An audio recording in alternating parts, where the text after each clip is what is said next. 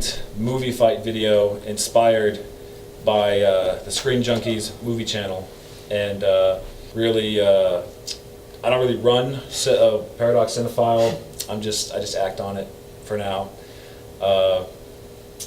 Let's go down the line. All right, I'm Caleb Kirkwood. I'm also one of the fighters tonight or today, whatever time you're watching this. I don't care.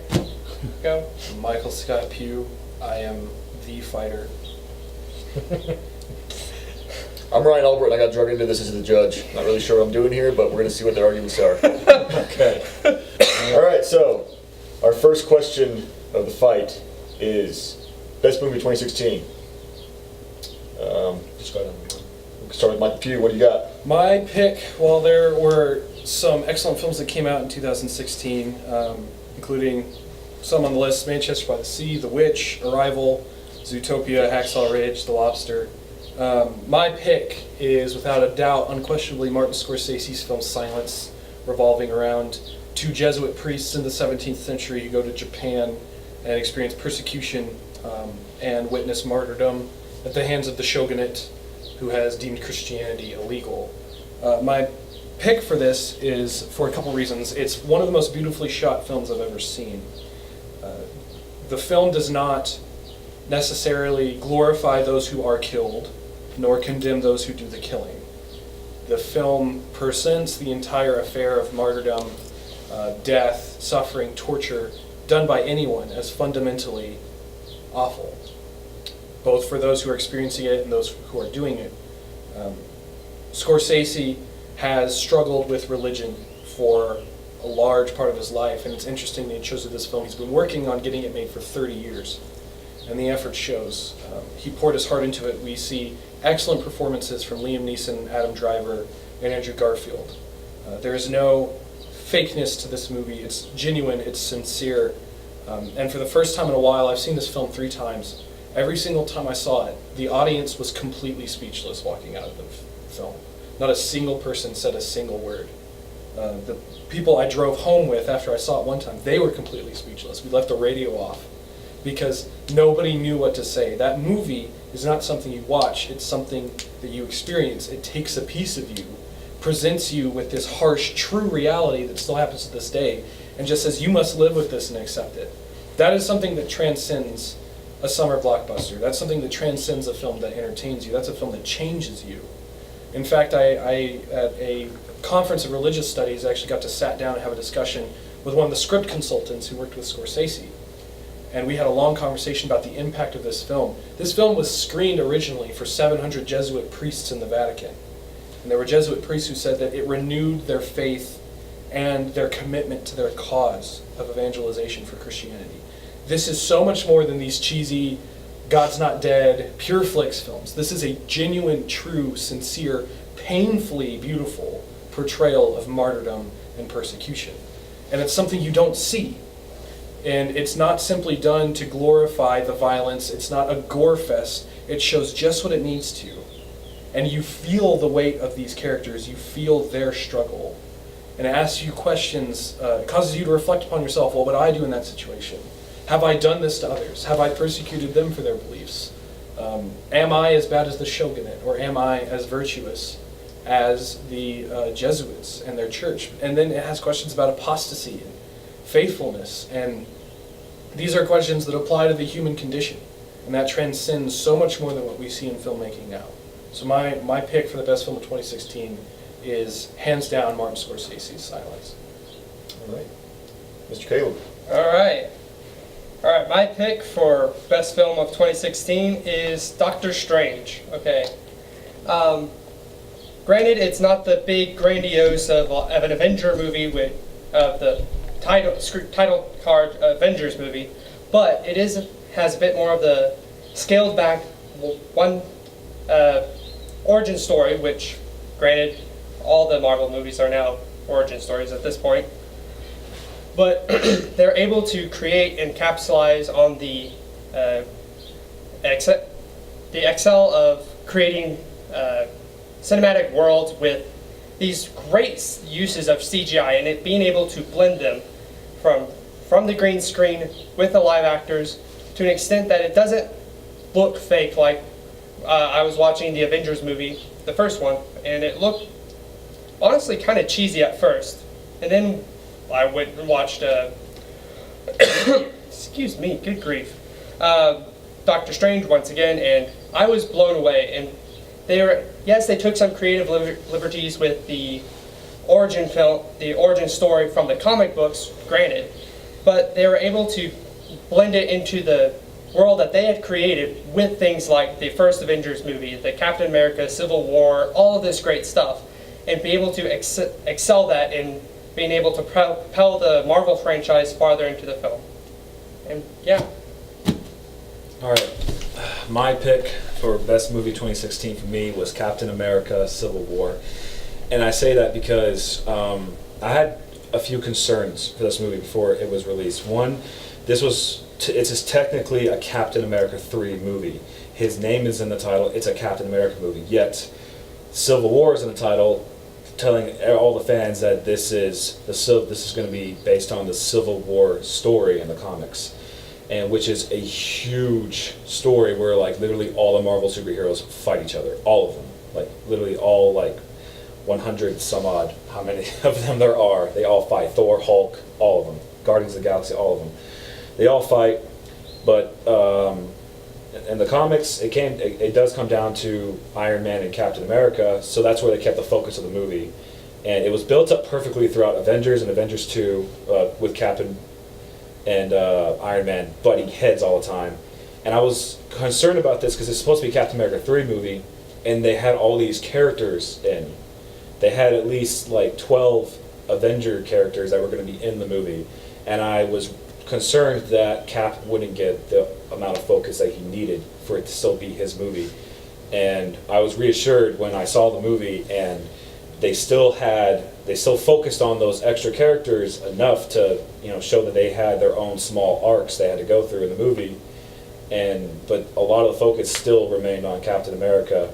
And the directors and the producers, they all admitted that they know that bringing in the Civil War storyline, they couldn't make it as big as it was in the comics, but they could still bring it in and make it something really cool for the fans to witness. And it is basically a smaller, more isolated scale of Civil War. And they do plan on doing, from what I heard, a bigger Civil War movie in the future. But this was still incredibly intense to see friends face off against each other. And that scene at the airport, that 10 minutes of the movie just says it all.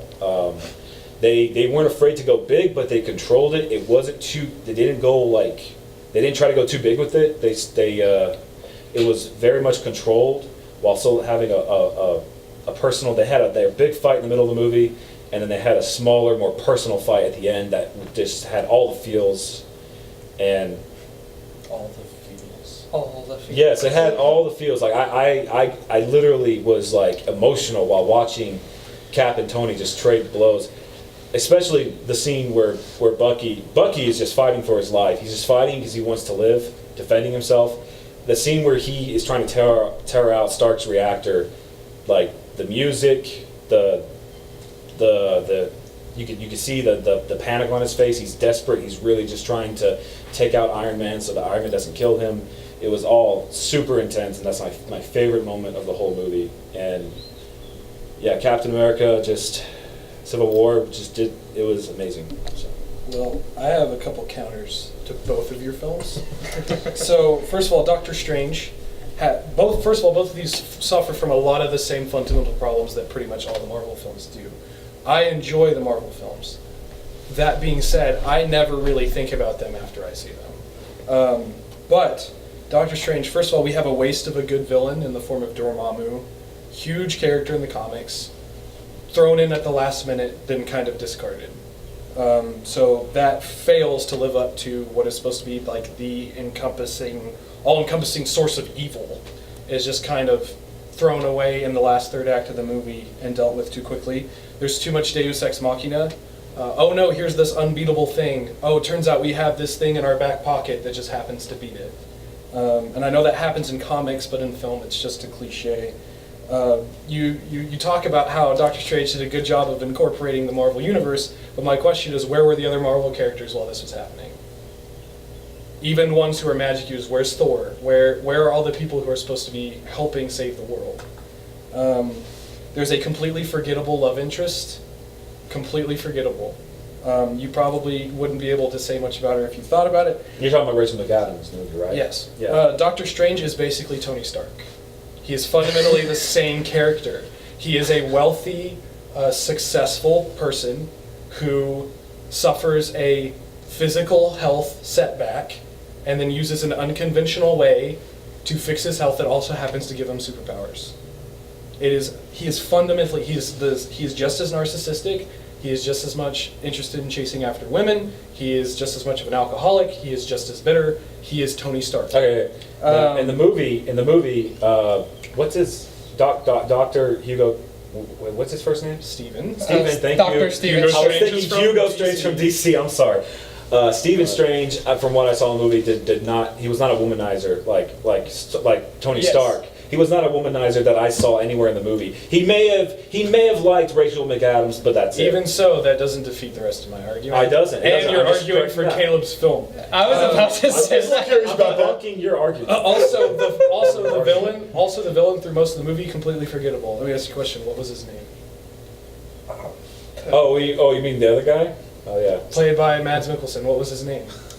I couldn't tell you. You can't even remember his name. It was Caecilius. Caecilius. Caecilius was his name, but you couldn't even remember it. So how good is that? You know- one? Counters Go to ahead. Civil War. I'm not done, sir. Okay. Opening act is debatably the best part, and it fails. This film fundamentally fails to live up to its comic book counterpart. There's not enough time spent on all the characters. Black Panther is very one-dimensional. The only moment of characterization we get is after his father dies, and other than that, he's a stoic, one-dimensional warrior. We don't get to learn much about him. They didn't have the guts to kill off a character. I had no emotional investment because I knew, the way Marvel did, because they don't want to limit their ability to make any movies off of any of these characters, that even when it looked like they were going to kill Rhodey, they didn't. And so they fight for a movie, and then by the end of it, mostly everything's okay. Captain America has broken up with his boyfriend, Iron Man, but other than that, there weren't really many consequences to this film. Completely forgettable villain again. Can you name the villain in that movie? Zemo. Baron Zemo. Baron Now, Zemo. you can't tell me about him. Not what he does, but what kind of character he is. I really couldn't tell you much about him right now off the top of my head. All I know is that, well, I remember he worked for the Sokovia You're telling Army. me what he did. He was I'm asking you what kind of character he is. He was, just let me talk. He was Sokovian intelligence. He was Sokovian intelligence who lost his family during the battle with Ultron in the Age of Ultron movie in Sokovia after the city. I'm assuming it's probably where the city fell, and I'm assuming they got caught up in all the rubble that fell on top of them, and and so his family died. So he feels nothing, but he wants vengeance for the Avengers because they go around and there's all kinds of collateral damage that follow them. And this movie brings that up. All the collateral damage, the battle in New York in the Avengers movie, Washington D.C. and Captain America: Winter Soldier, and then Sokovia, and there's probably one other I'm missing. But the Avengers, wherever they go, they do stop the evil that's at work, and they do prevent huge disasters from befalling the world. But there is collateral damage, and people aren't okay with that. And he is one of those people who suffered from that collateral damage by losing his loved ones, so he wanted to attack the Avengers. Yeah, you've given me his motivation and what he does. You haven't told me about him though. Like the thing is, you say like I can't think of it off the top of my He head. seems to be but if I ask you he seems to be incredibly almost polite with the way he tried to go about his But- thing. He told that one man. you're still he said- describing what he does. Like if I asked you to do this for Darth Vader, you could do it without having to think about it or explain the plot to me. You could just say the kind of villain Darth Vader is. But He anyways, doesn't have a my whole lot final- of focus my in the final movie because the point- focus follows the other superheroes. Yeah, my final That's the point. That's my final point.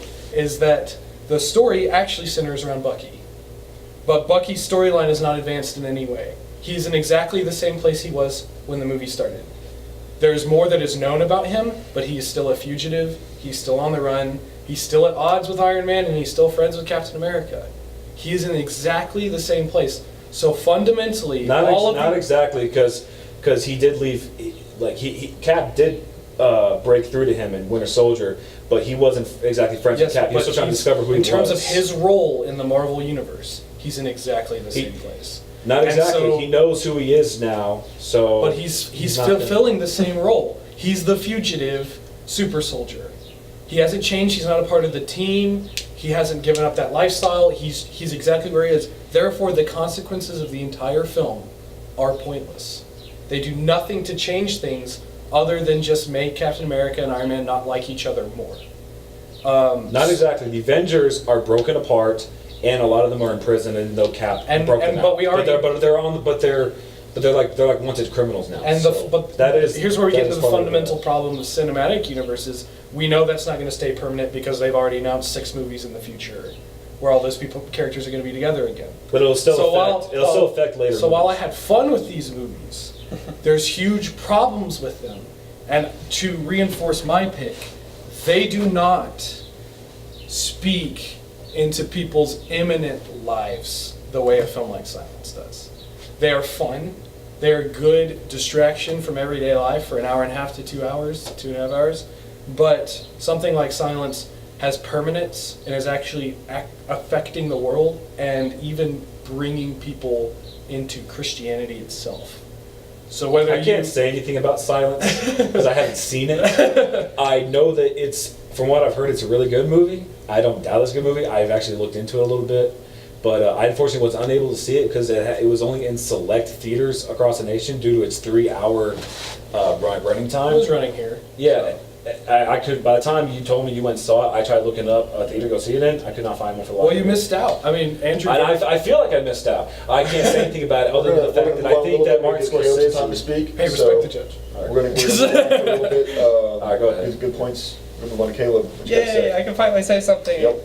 Okay, I'm just going to try to counter your points that you brought against my film particularly. As for the character arc of Caecilius, now you can remember his name. That unforgettable character. I was kind of more enamored with the big purple eye thing going on. I thought that was really... The eye is rather distracting. Thank you.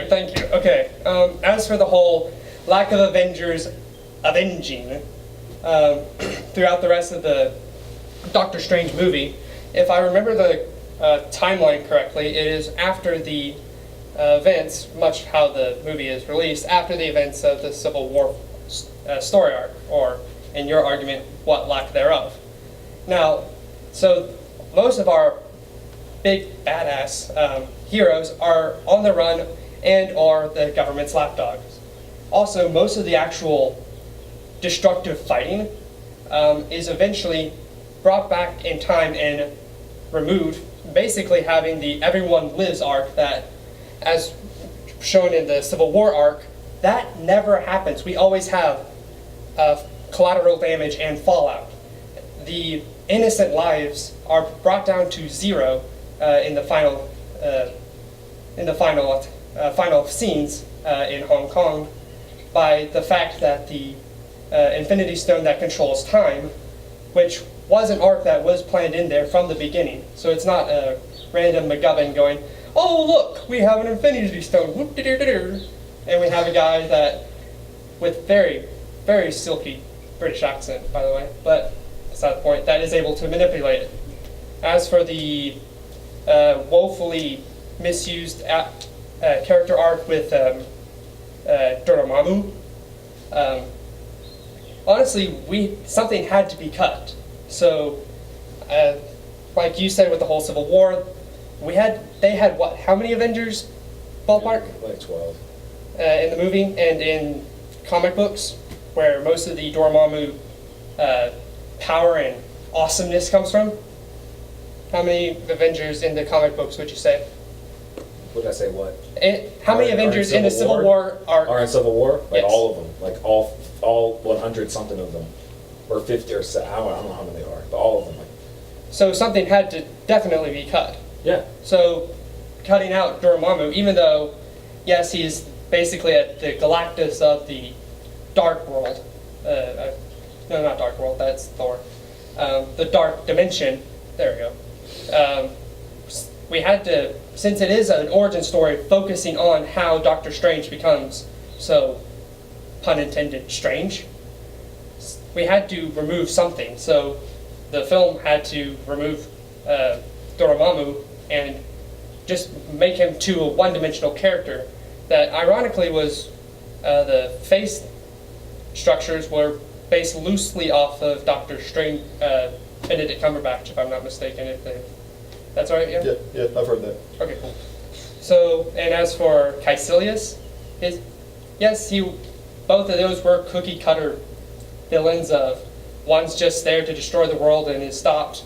The other is revenge, hellbent, trying to destroy the world just for the sake of trying to destroy the world. Yes, but we're also focusing more along the lines of this arrogant man being humbled and then coming back with that humility, trying to do what best he can. Unlike the original arc, as you point out, that Iron Man has the same general arc of genius building a playboy philanthropist to a wounded man to a better man with powers, where over here with Iron Man we see more along the lines of just he still tries to be obsessive compulsive and control everything that he can. That's why he had the government oversight, knowing that he's so compulsive and basically a loose cannon of sorts. Where with Doctor Strange, he is having that reserve going, I've seen what this can do. I will do what I can to work in the background. And most of the fighting, actually, the most awesome fight scenes are done in a dimension where the Avengers can't come in to interact, which I think I already addressed that point, but point still stands. If you'll allow me to be specific about where I think the Avengers should be involved, is the fact that even before time was reversed, when Hong Kong is exploding, no one's there. So you could say, yeah, well, time is eventually reversed, but even while the destruction was happening, there's no involvement from the rest of the universe, which is suspicious. Even if they're in hiding, if Hong Kong's just blowing up, you'd think someone would be there. Even at least S.H.I.E.L.D. and Nick Fury or somebody would be there. We're going to move on to Brooks. Do you have anything, any final statements? We've had a lot of... Yeah, I was thinking we need to answer closing statements. Yeah. Well, I wanted to say that I have not seen, like I said, I have not seen Silence. However, I really want to. All I know about the movie is that Martin Scorsese went to incredible lengths to prepare his actors for their roles, such as, and these are extreme methods that I think that directors should probably not put on their actors. I mean, the movie probably benefited from it, but he had not only Andrew Garfield, but who was the guy that played Kylo Ren? Adam Driver. Adam Driver. He was in this, correct? Mm-hmm. Yeah, I heard that. And he had to not only lose a ton of weight before they started shooting, but they had to continue to lose weight throughout shooting, is what I heard. And I can't really argue anything in this movie. I've not seen it. So, Doctor Strange is a fine film. However, I don't think it measures up nearly close to Captain America: Civil War, merely because it is an origin story. It is a very good origin story, I think, and I don't think there's anything wrong with Dormammu coming in at the end. I think it was a nice nod to him, and it was a nice way of bringing him in and having Doctor Strange face off against him for probably half of an eternity or something. We don't know how long they went round and round like that at the end of the movie before he finally gave in. And but when it comes to Captain America: Civil War, I thought it brought in a lot of characters. It gave a lot of those characters a fair amount of focus while giving the main focus to Cap, Bucky, and Iron Man. And it had a huge fight in the middle of the movie. We got Spider-Man introduced to the Marvel Universe through this movie. He had a really nice introduction as Peter Parker and a great introduction as Spider-Man, coming in, snagging Cap's shield, and just being like, "Yep, I'm Spider-Man. I'm here. Hey, big fan. I'm just here because I gotta take you in or whatever." And his dialogue in the movie was amazing with everyone, especially when he told Cap that his shield does not obey the laws of physics at all, and him taking down Ant-Man going Giant Man, which was ballsy for them to do this in this movie, but they did it, and they did it with such style, and it was amazing. And they had the big Civil War fight in the middle of the movie, and it was just awesome. And then they had a very serious personal fight where Iron Man was trying to kill Bucky, I don't want to give away the spoiler for anyone who hasn't seen the movie of why. Why have you not seen that movie? Yeah. So, but Iron Man is trying to kill Bucky. Cap's trying to defend him, and it's extremely emotional. And at the end, they don't kill off characters. They make it look like they do. They definitely tease it a lot with Cap looking like he's about to kill Iron Man at the very end, but him just destroying the arc reactor. Spoiler alert, by the way. Whatever. I mean, seriously, if you haven't seen the movie, like you're living Anyways, under a rock, you're fine. I think it's one of the greatest movies in the MCU, and it brought a great story to us in its own way, and it was still Cap's movie in the end. So. All right, Caleb. Closing statements. Okay. Yes, it's only an origin story. Yes, that we don't have the grandiose of all 12 plus Avengers / main characters going at it, beating each other to a bloody pulp. Mercifully, for the sake of the feels, not killing people. But with this origin story, you're able to truly enjoy and grow attachments to a character without having to worry about, oh, I wonder what Vision's doing. Oh, awkwardly flirting with the Scarlet Witch. Okay, cool, that's weird. It was there. You can't deny that. I can't say anything. It's your closing statement. I said my stuff. Your face, though. That face, though. I also have not seen Silence, though. I had everything lined up, and then the theaters closed that film out for me as well. But as for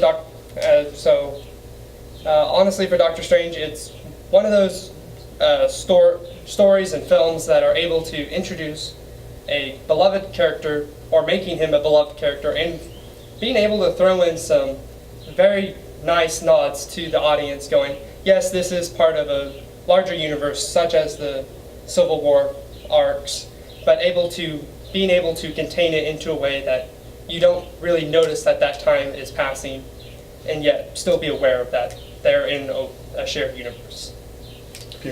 So, what I hear for you is these films are fine. They're fun. They're entertaining. But there's issues with them, and you've even made concessions to those issues in your closing speeches. I feel no need to make concessions for my film. Silence is, from my perspective, flawless. It does exactly what it sets out to do, and even more.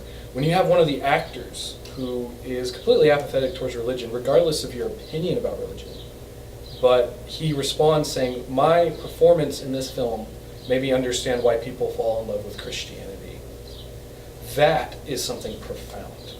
That is something remarkable that transcends just making an average blockbuster. The motivation behind Silence was not money. It was not to further a studio. It was not to produce something, to fill a gap. The purpose of making Silence was to make a piece of art. And that is clear in this film. When it is actually affecting the way people see the concepts of faith, religion, and Christianity in the real world, it is doing so much more than, quite frankly, any superhero film ever could do. And I'm someone who read comic books since I was 5. And this film changed me and has changed everyone I know that has seen it. It's still talked about. I still know someone who's still bothered by it in a good way. A film like Silence is rare in the sense that it has the potential to actually impact people's lives permanently. And I just don't think that's possible in Doctor Strange or Civil War. They are good movies, but Silence is a piece of art that will be preserved, treasured, and studied for many years. All right. Well, good arguments. My issue with I'm gonna give the win to Silence. My issue with your two arguments. Let's just give the point to Michael. The point goes to Michael. My issue with Doctor Strange and Civil War being movie of the year of 2016 is the fact that they are not standalone experiences. That's a good point. And it's a very, very important thing, because if I'm going to show Civil War, it's not going to have the same impact, because they're not going to have seen the rest of those movies. They're not going to have seen all the rest of those. You're not going to know who Tony Stark is, aside from he's this guy. A genius billionaire playboy. But, yeah, and with Doctor Strange, it's a little bit better in that circumstance. There's still a lot of the ideas, the Infinity Stone, Because without the expanded universe, like you said, it wasn't just thrown in there at the last moment. But if you just watched Doctor Strange, it was just thrown in there at the last moment. It didn't have the significance of it being one of these incredibly powerful items that we all know it is because we've seen the rest of the movies or we've read the comic books. But as a standalone experience, I haven't seen the movie either, which, I want to. I think, what the argument that Pete presented was it's a movie that is profoundly impactful. While I've seen Doctor Strange, I've seen Civil War again, I wouldn't mind watching them again. I'm not going to go seek them out. I'm not going to. It took me a little while to go see Doctor Strange. I saw Civil War on thing, but there wasn't the drive to get to the theater. Like I have to see this. I have to see this movie that he's talking about. It's one that that sounds remarkably something like I would definitely enjoy, and that is going to have more of an impact than a very, very fun movie. Because I loved both of those movies. Those two are probably my two favorite Marvel Universe movies, but they exist within the Marvel Universe, and I think because they do, that takes away their impact as being the best movies. Other points, as far as cinematography goes, I haven't seen both of them, but Doctor Strange definitely I think beats out Civil War as far as cinematography goes. I'd agree. Because there are some just absolutely bonkers, absolutely Yeah, it's a trippy movie. That's the one movie I've seen in a very long time. I'm like, I should see this in 3D because none of them it's just the whole mind bending things. It's crazy. I went and saw. Next question: who gave the best performance of 2016? We're starting with me again. Yeah. We'll start with Brooks this time. Okay. I believe the best performance of 2016 came from Ryan Reynolds as Deadpool. And I have to say this because this role, this actor and this character, it's a match made in heaven.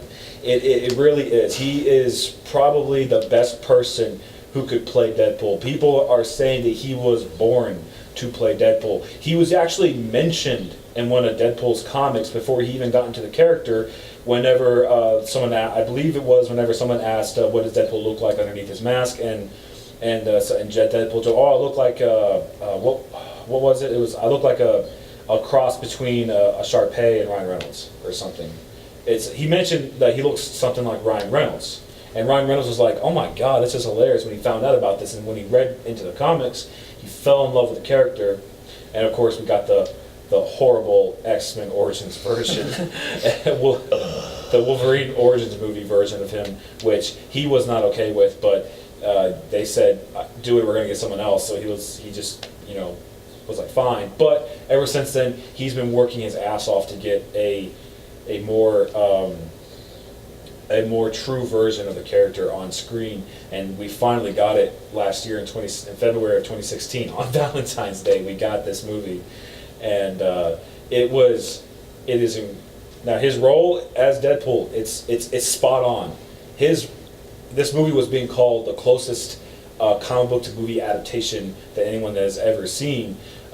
True, the story is incredibly cliched, it's incredibly simple, but his role as Deadpool is just absolutely amazing. He had all the avenues of humor that he wasn't afraid to go to that Deadpool is like in the comics, and that's, for time's sake, I will stop there. Move on to. Alright, I chose for Best Actor of 2016 is Eddie Redmayne from Fantastic Beasts and Where to Find Them. He was Newt Scamander. Yeah, I just haven't. Okay. You just had this look that way. Anyway, basically the reason why I chose him as and giving him the best award, mostly because he's able to invite the audience who knows the ins and outs of the Harry Potter universe, and being able to give this performance that allows you to see the world from the adult's point of view of a world that has been built and adored by hundreds and millions of people, and being able to increasingly show the audience a more diverse and a multi-layered universe that just is truly awe-inspiring.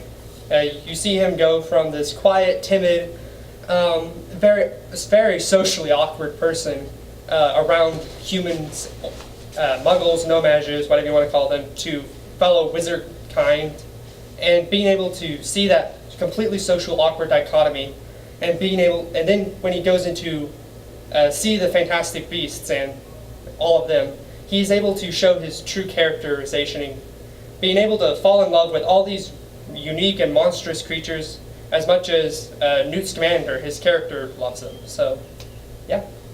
All right. So my pick, well, there was some great performances throughout the year. Andrew Garfield in Silence and Hacksaw Ridge was both fantastic. Brie Larson in Room, and I would even say a contender for this was Sylvester Stallone in Creed. My pick goes to Casey Affleck in Manchester by the Sea, a film I only saw recently. My choice, my reasoning behind this choice, is that once again, this is a role that does far more than just fulfill acting out a character. Casey Affleck, first of all, this is one of his first roles. So what we get to see here is, for a first performance, this is unparalleled. So while there can be impressive performances from other actors who are already well established, for this to be a first performance and it still blow out veterans in the industry to the point where he won the Academy Award for Best Actor this year, that is remarkable. The character portrayed, if it was not done right, this character would have come off as offensive, shallow, and likely it could have actually hurt people who have been through some of the themes and situations described in this film. If you haven't seen it, the film revolves around Casey Affleck. His character is forced to take care of his nephew after his brother dies, and he's the sole guardian. And Casey Affleck's character is, he's sloppy, he's crass, he's rude, he's self-destructive, and is trying to do everything he can to kind of actually get out of having to take care of this kid. And the film kind of revolves around the relationship between this man and his nephew, and why Casey Affleck's character is the way he is. If this was not done properly, it would have come off as shallow and even offensive to people who have been through grief and loss. But this performance is so well done. I have heard of counselors actually recommending people watch this film who have gone through grief counseling in order to feel connected to someone who's going through the same thing. When someone is acting out the part of someone who has been through a loss so well that people who are actually experiencing loss find therapy in watching this performance, that is something incredibly special. And it's from someone who this is one of their first performances ever. That cannot be beaten by anything else in 2016. Whose first performance ever? This is one of Casey Affleck's first performances. Like leading role? Mhm. Oh, leading role performance. Okay. Yeah, He's had a few minor things here and there, but this is his first leading role performance, Okay. to my knowledge. If I'm wrong about that. I think you're right about that. Most movies I know, he's a minor character. So, I was about to say, I thought you meant first performance ever. No. He's been a few other things. All right, we'll start with Brooks again for the arguments. Okay. Well, I have not seen Manchester by the Sea. You uncultured swan. Mr. Hipster. I'm sorry. Mr. Second movie that he chose that I have not seen. I see just about everything that comes out, as long as it's not. It sounds filth. really good. I saw previews for it. I wanted to go see the movie. I felt like I kind of wanted to go see the movie, but at the same time, I was like, I don't know. It's Casey Affleck, and from what my experience with Casey Affleck in the past, I haven't been too impressed, sadly. But We're not it sounds arguing like about his past roles, we're arguing about this. it sounds like from what you're saying, it sounds like that he was the right person for this role, and had anyone else handled the role, it could have, like you said, come off the wrong way and been received poorly. I can't say anything to tear down your argument at all. I can only build up mine and tear down his. So. I'm okay with that. So Newt Scamander, am I saying that correctly? Close enough, sure. Yeah, Newt Scamander. Don't do that close enough. He's saying it right. Don't be prude. Okay, you're saying it right. Newt Scamander, and I like that movie. I like Fantastic Beasts a lot. I felt like it's much better than any of the Harry Potter movies. I felt like we actually got to see more of the world of that Harry Potter lives in, not just isolated at Hogwarts. And I like how they use I forgot what it's called. It's the teleportation spell where they can just jump from Apparition? Apparition. That wasn't really shown much. It was shown sometimes, but not much at all. It wasn't explained enough to be like they're doing apparition right now in the other movies. In this one, it was done with great effect, and I like the spells and everything. Now, when it comes to Newt Scamander, he's a fine character, but he wasn't the best role in that movie.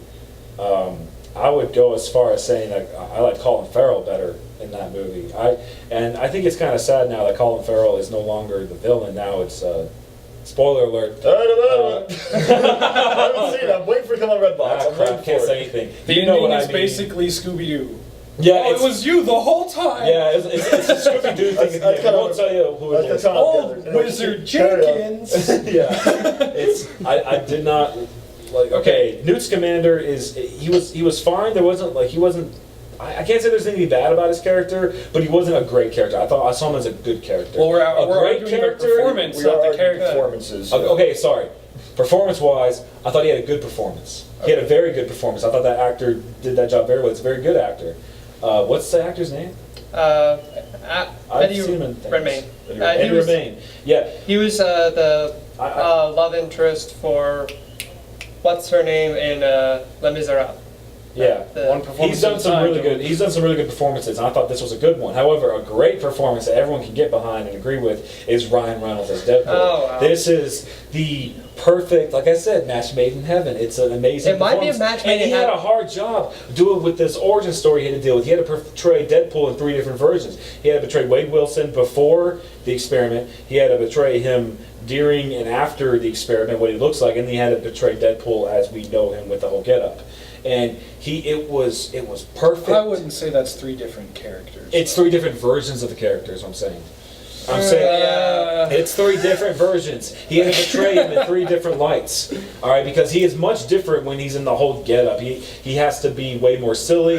He has to do incredible fight scenes. Whereas when he's just Wade in street clothes, he can't really do any of that stuff. He just is focused on what he's going through in his personal life with his That's like girlfriend. saying that every scene is a different version of a character, though, because there's True. different things in every scene. I stand by what I said. It's 3 different versions. He had to do 3 different versions of the character as the character evolved into the Deadpool that we know in the movie, and he did fantastic in all aspects. It might be a match made in heaven, true, of just the natural ability of Ryan Reynolds to perform this outlandish. Natural ability. I think if you're naturally good at acting, you're just a liar. But Fair point. But I'm not discrediting the fact that Ryan Reynolds' Deadpool isn't phenomenal in the way he's able to portray it. I'm just saying that the way that Eddie Redmayne allows his character to be able to be allow the audience to really see the world through his eyes. Yes, granted, that character can be more along the lines with the Muggle in the movie, where he's completely blank to this magical world and able to see this fantastic, phenomenal world. And yes, what was his name again? The villain of the film. I just blanked out on his name. like what a remarkably memorable character. the villain of the film? Yes. Oh, the actor's name? Yes. Colin Farrell. Colin Farrell. Honestly, I look more at the characters, not the actors, half the time. So Well, we're not arguing characters. exactly, that's why I blanked out. So yes, he's able to create this great villain, but I'd say Eddie Redmayne is able to allow the audience being able to see the magical world through his eyes, and being able to just give each, who he is and what he's able to do, and being able to. I just lost my train of thought. But as for the whole Ryan Reynolds as Deadpool, yes, he's great. But honestly, his character and the way he does it, just you can't help but go, seriously? You've spent your entire career trying to create this Deadpool character, which the movie's great, fine, sure. But spending your entire career trying to get to this this peak. Now what are you going to do? Make a sequel out of it? Oh wait, that's what he's doing right now. But for what? I don't see how I that's fail to see the problem. Sorry, my brain- I fail to see the problem. Yeah. You're just attacking poor Ryan Reynolds. He's not even here to defend himself. Well, that was his pick, so. Well, okay, the fact he's making a sequel out of it shows how successful the movie was because, honestly, a lot of the movie was dependent on how good Ryan Reynolds' performance as Deadpool would be. And the fact that his performance was absolutely amazing and arguably perfect showed how great, was the reason why the movie was as great as it was. You and can everyone make loved that it. argument about any film. Exactly. Not necessarily. This you could one, have the it best- all fell on him. You could have the best director in the world, but if your leading actors are bad, then the movie's going to be bad. That's not necessarily true. I have seen movies with horrible leads, but the movie itself was fine. But like this Fine. movie, Fine. no. This Fine. movie would have straight up sucked had Ryan Reynolds not been good as Deadpool. But the fact that he was amazing as a character and the performance he brought, it just made the movie all the more enjoyable. And we wouldn't have had a very good movie at all. We would have had a horrible movie had his performance not been as great as it was. To argue my point, what I'll say about the performance from Ryan Reynolds as Deadpool is that, is it good? Yes. Is Ryan Reynolds a good cast for that role? Yes. But could someone else have done that? I think so. I don't think so at all. I think someone else could play Deadpool. I think we see that in the history of any time there have been people who have voice acted Deadpool. That has been done before and it has been done well. I have listened to all the voice actors so- since I've watched this movie, and to me, none of them measure up to Ryan Reynolds. Yes, but it can be done. This is what Not my done as argument. well. It's not my argument that Ryan Reynolds is or is not the best Deadpool. Okay. It's can someone else do that role? Yes. Newt Scamander. Can someone else do that role? Yes. I don't know if somebody else could have done Casey Affleck's performance.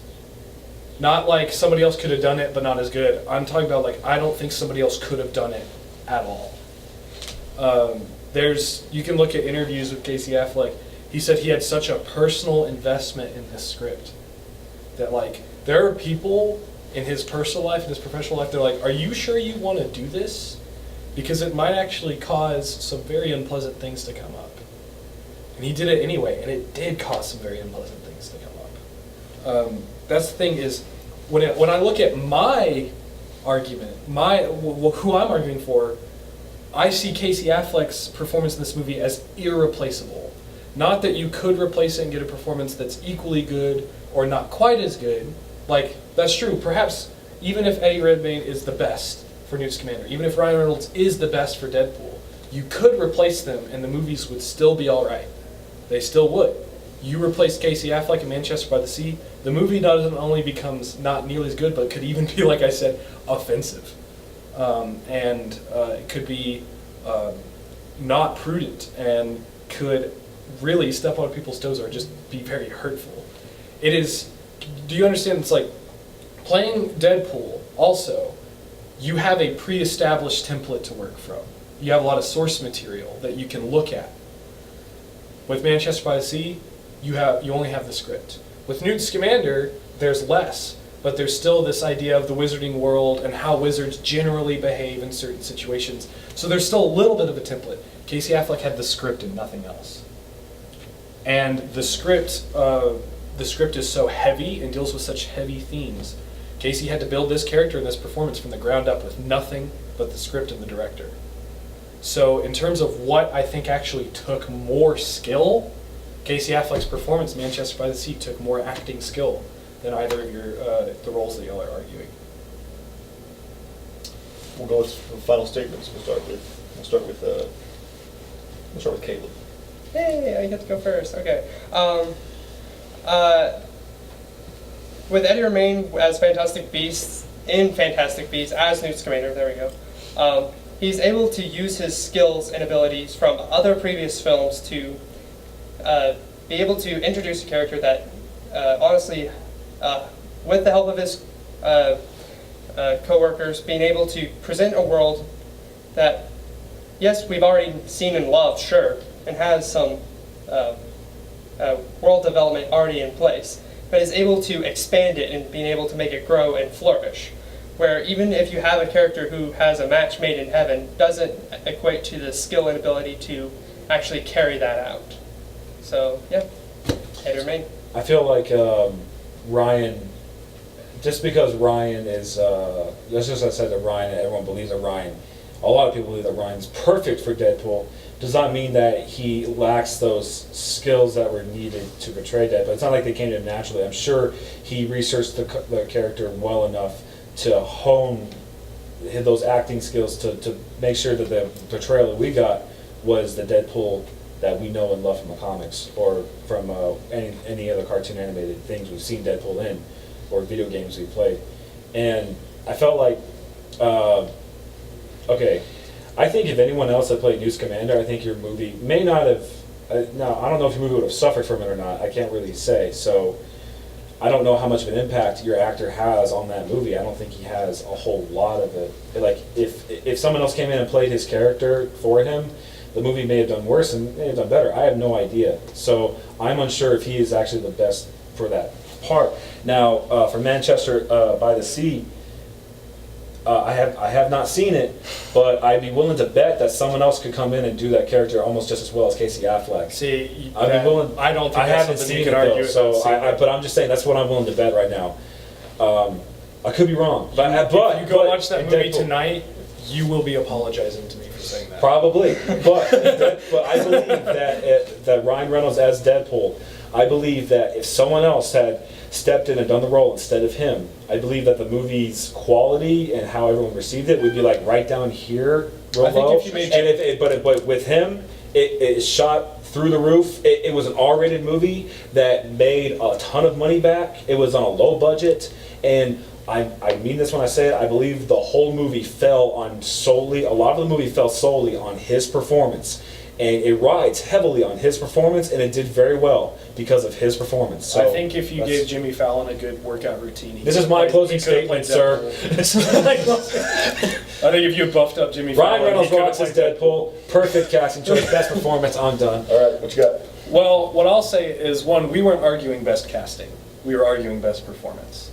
So we're not arguing who was cast the best, who looks the most like the source material. And I'm not saying that Ryan Reynolds didn't have to use any acting skill to portray Deadpool, or that Eddie Redmayne didn't have to use any acting skill to portray Newt Scamander. What I'm saying is that they already had something to work off of. And so if I sat there and said, hey, write me a story about Darth Vader, it's easier than writing a story about a character that you have to make up from scratch. Because you already understand how that character behaves, how they might behave in certain situations. So, like you said, Ryan Reynolds got to do research. You know, even Eddie Redmayne got to speak with J.K. Rowling. He got to do research. Casey Affleck only had the script for a character that was brand new, and a character that, you know, if Ryan Reynolds had failed, okay, another crappy representation of Deadpool. The world moves on. Excuse me, can I Nope. If Eddie Redmayne, Didn't you already have a closing statement? if Eddie, No. if Eddie I thought he Redmayne, did. no, this is my closing statement. Okay. If Eddie Redmayne had, started with me. if Eddie Redmayne I thought had, he Shut up! if Eddie Redmayne had failed to play Newt Scamander well, okay, the attempt at a spin-off in the Harry Potter films would have failed. If Casey Affleck would have failed, that film, one, wouldn't have been nominated for 6 Academy Awards. He wouldn't have won Best Actor in the 89th Academy Awards. And that movie could have actually been very hurtful to people. So I think the amount of skill it took to play the character in Manchester by the Sea is far more than it took to play Newt Scamander or Deadpool. So I could have sworn, I thought it went Caleb, then you, then I must have. No, it's good. It's good. My apologies. So, I swore, Caleb- I thought you had a closing statement before me. No. No, we This started is, in the this is middle. another. I just- Shut up! I'm judging. This is another really difficult one for me because I haven't seen Manchester by the Sea. It's another one I would like to see. I don't But- think you need to see it to understand my argument. I don't. And I think that might actually work against you because from how you described this movie and Casey Affleck's performance in it, yes, it took a lot of skill from what I've gathered from this, but it could have worked out poorly. But you said about yourself that he was a young actor, and your argument based on the fact that nobody could have done it better, again, I haven't seen it, but there are also a lot of actors out there who I feel, I haven't seen the performance, but the way it's all based on what you said, there are veteran actors that are, this is what they do. And I feel like they could portray this. Quite a few of them actually turned it down out of fear. And that's possible, but maybe fear had a factor, but that doesn't mean they couldn't have done it better. But I think a lot of what gave Manchester by the Sea, from what I've gathered, is the script, and the subject matter is very, very potent, and I think that lends a certain, magnitude to somebody's acting ability. I'm not just again, I haven't seen it, but that's just the feeling I've gotten. While I'm going to give the point to Brooks, because what he brought up, this movie was built off of the performance of Deadpool. The plot sucked. It was a very, very generic, very not really interesting origin story. Cookie cutter. It was cookie cutter. Yeah, it was very much cookie cutter. It was very bland, but that movie broke records because of the performance of Deadpool. And like I said, I might be arguing. I might apologize to you later after I see it. You absolutely will. But this is based on the argument. So this is my. I'm telling you, we'll have a movie night. Let's go. When y'all are all in tears from watching this film, you will apologize to me. Okay. But my point is, I'll get my safety blanket. My point is how much of those tears are caused exclusively by his acting, as opposed to his acting in conjunction with a very well done script, story, and everything else. Deadpool doesn't have that. It has a good script, the jokes are funny, but without a competent actor to carry those things through and to resonate. You give the same script to a middle school theater, it's not going to have the same effect because the actors aren't as good. Yeah. I'm arguing with the judge, whatever. Yeah, that's what I'm saying. You could, same thing with Manchester by the Sea. Give the script to a middle school, it's not going to have to do the same thing. But that that's movie, exactly what I'm saying. But that's still going to have more impact. The script is going to add a lot more to the performance than the script added to the performance for Deadpool.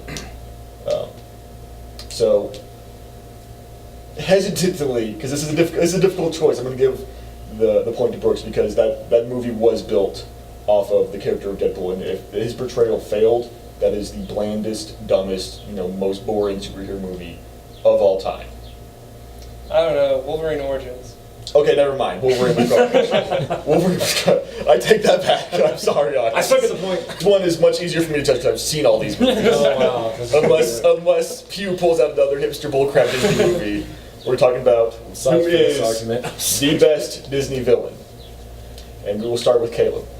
Sweet. Okay. We need to decide right off the bat, are we going clockwise or counterclockwise? We're going whichever way I point, so It's up to the judge. brace yourself. All right. Okay. I have to. Are we talking about? Tell me we're talking about the original cartoons. We're talking about best Disney villain. However you want to argue it. That's your business. We will exclude Star Wars, and we will exclude Marvel, because those are We're talking about mainline Disney. mainline Disney branded, not acquired movies. Cool. Because otherwise Darth Vader wins hands down. Deal with it. Like a boss. I'd debate that. I don't know. Yeah, complicated though. Anyway, I chose Jafar from Aladdin, mostly because, okay, I already know where y'all are going with this, but let's just pretend I don't know. He is able to, I don't know what that means, but okay. I'm just going from the area of effect that the villains have over the entire, not only the entire plot, but also over the entire fictional world that it is created off of. Looking at collateral damage, per se, Jafar has honestly one of the highest scores, being able to overthrow a monarchy off the top of a bat. Only, yes, granted, he had the power of the genie to be able to pull this off, but he still managed to pull it off, and being able to manipulate the entire world to his whim, having the ear of the Sultan, being able to have the entire royal guard at his disposal to go ham and try and destroying people Yes, we only get to see that with the point of view of arresting one street rat, Aladdin. Granted, but we were still able. But since he already has the ear of the guard, the ear of the Sultan, and being able to manipulate himself to get into a position of power with just one snap of the fingers to turn that all over into his favor is very well done. So, yeah, Jafar. All right, we'll go with you, Pew. My opening statement: no one's slick as Gaston. No one's quick as Gaston. No one's neck's as incredibly thick as Gaston's. For there's no man in town half as manly. Perfect. A pure paragon. You can ask any Tom, Dick, or Stanley, and they'll tell you whose team they prefer to be on. No one's been like Gaston, a kingpin like Gaston. No one's got a swill cleft in his chin like Gaston. As a specimen, yes, he's intimidating. My, what a guy, that Gaston. Give 5 hurrahs, give 12 hip hips. Gaston is the best, and all the rest is all drips. No one fights like Gaston, douses lights like Gaston. In a wrestling match, nobody bites like Gaston. For there's no one as burly and brawny. As you see, he's got biceps to spare. Not a bit of him scraggly or scrawny. You get off your phone. You listen to this. I'm listening. And every last inch of him's covered in hair. No one hits like Gaston, matches wits like Gaston. In a spitting match, nobody spits like Gaston. 10 points for Gaston. When he was a lad, he ate 4 dozen eggs every morning to help him get large. Guess what? Now that he's grown, he eats 5 dozen eggs. So he's roughly the size of a barge. What a guy. No one shoots like Gaston, makes those buttes like Gaston, then goes tromping around wearing boots like Gaston. He used antlers in all of his decorating. My, what a guy. Gaston. All right. In all seriousness, though, I do have an argument. I'm going to remove points from his argument because he did not sing the entire thing. I have a bit of a sore throat today. There's no excuse. But anyway, Gaston is interesting because from his perspective, and from 99% of the people in that movie, Gaston is actually the hero.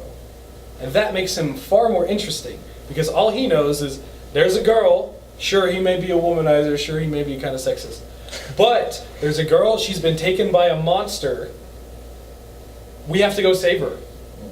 Now, he may be doing that for prideful reasons. But let me tell you something. What makes a good villain? A villain who's just evil for the sake of being evil? Who's just evil because they want to get what they want? Or someone who does something evil when they actually think they're really doing something good? That's super interesting. And, I mean, for the record, if Gaston was here, I think he could beat up both of y'all's villains. I think he could trash Jafar, and I think he could trash Frollo in a fight.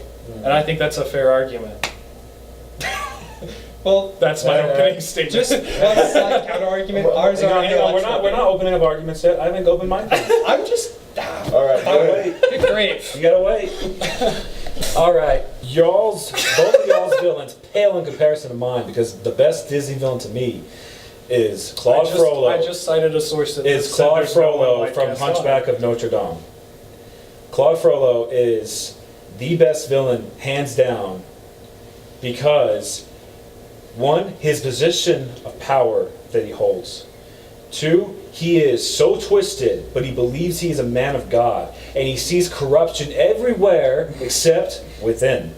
He sees himself as an You're instrument actually, of oh my God. gosh. Yes, I did quote the movie. He kills a woman in cold blood in the beginning of the movie. Almost kills a baby just because it's ugly. This is how evil this guy is. But then again, that was a face on. That's how evil this guy. And he's just a normal man, and a normal man is capable of persecuting the city, killing innocents, and being in that position of power. That is very, very scary. He believes he's a man of God, but he's acting the exact opposite. He raises Quasimodo under horrible morals, telling him you're ugly, the world will hate you, you need to stay hidden away here. And only for Quasimodo to find out later on in the movie, you always told me the world was such a dark, cruel place, but the only thing dark and cruel about it are people like you. And I think that was Quasimodo saying you need to see yourself for what you are. Because Frollo, for most of the movie, does not see himself as a bad person. He thinks he's doing what is necessary. At one point in the movie, he's literally, after being seduced by Esmeralda, he's literally begging to God to take this feelings away from him, to take these feelings of lust away from him. And it turns, he is so twisted that it turns into an ultimatum with God. She will be mine or she will burn. I think this man is you're twisted. confusing a man who's twisted with a man who's just super horny. It all falls under evil the same. All the same. Lust is one of the 7 deadly sins. Let's not get into theology. Anyways, my point That's a bad argument. Please get through my Anyways, No, that's on the table. I'm saying I have that a- his I have a lust falls response to into that. how evil he is. He is so twisted that he thinks he's doing good. And he has an amazing arc throughout the movie for a villain that I will get into later. But Frollo is hands down best villain. All right, we'll start opening statements. Well, we just did. We just did opening I statements. mean, We'll open it up. Start arguing, fight, go. Okay. Somebody start. Jafar's I a don't care. pussy. Okay. Granted, if Gaston. Okay, granted, if Gaston, Jafar, and Frollo walk into a bar. I just realized I said that. Okay, Gaston you know what? is Can I going just to stop you for a second? Gaston- I need to attack his character real quick. All right, your villain is almost not even a villain. He is almost the hero of the story. Almost. Yes, the definition of a villain is someone who operates against the wishes of the protagonist. The protagonist is Belle and Beast. Gaston is operating against their wishes, therefore, by the very literary definition of a villain, he is a villain.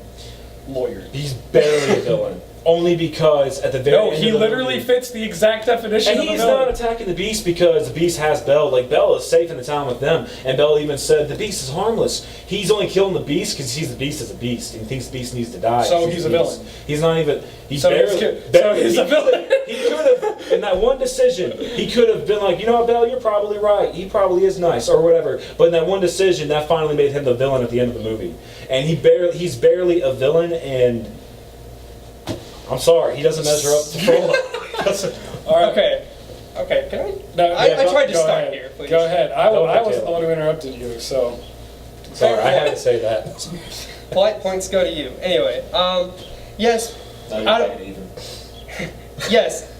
yes, if Gaston and our villains just decide to do a deathmatch, duke it out, Gaston's going to win. Sure. Hands down. Because he is the strongest man that Disney's ever produced. No one fights like Gaston.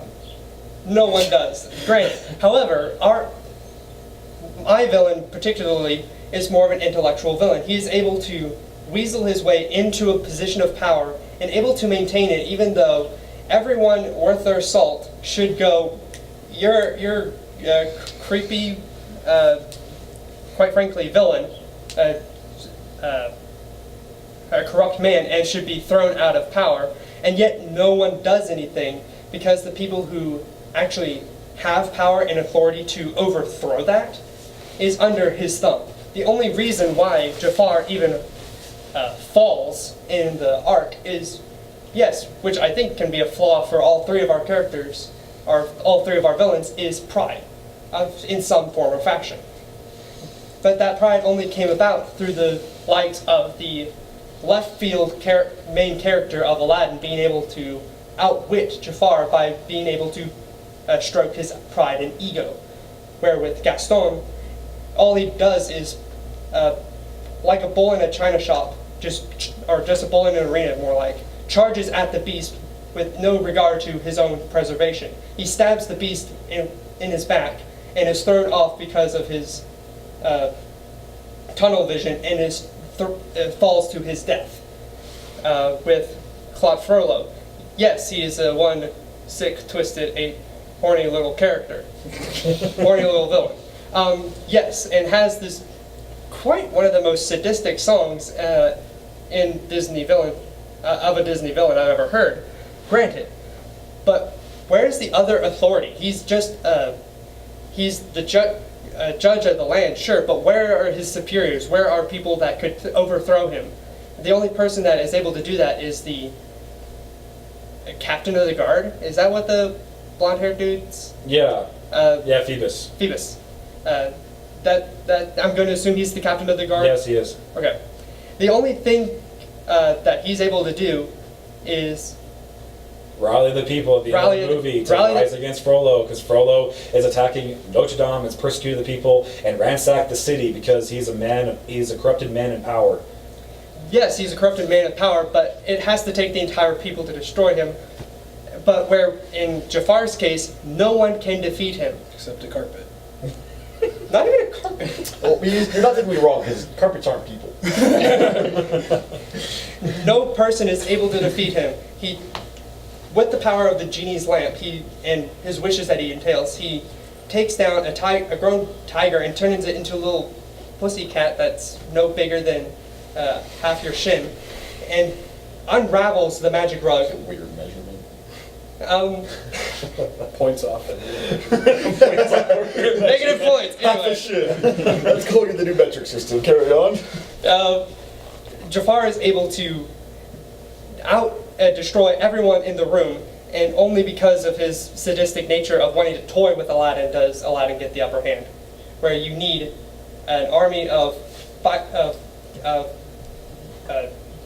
furniture and a badly timed knife to destroy Gaston, or A badly the timed knife would destroy you.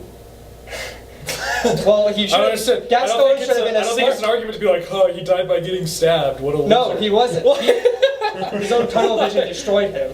Trying to tunnel vision of, oh, I'm the hero. I'm going to destroy this The beast. same thing happened. Dude, that's literally a staple of every Disney villain, is that they're killed by tunnel vision. Yeah.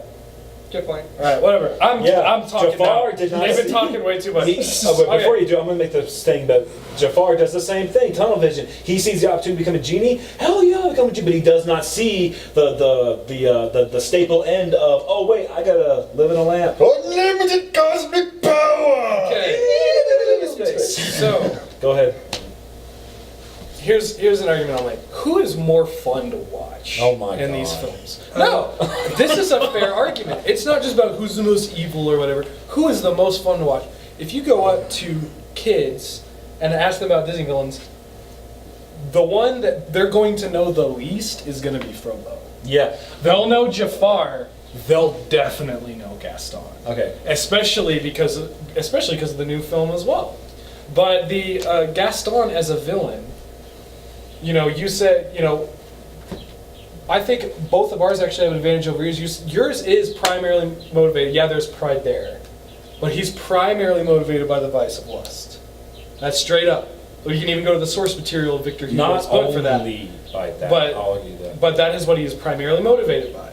However, since you threw 7 deadly sins and theology on the table, the root of all vices, The can of worms. the root of all vices is pride. And where Jafar is prideful, who is the most prideful Disney villain? Did you hear the lyrics to that song? Yeah. He's singing about himself.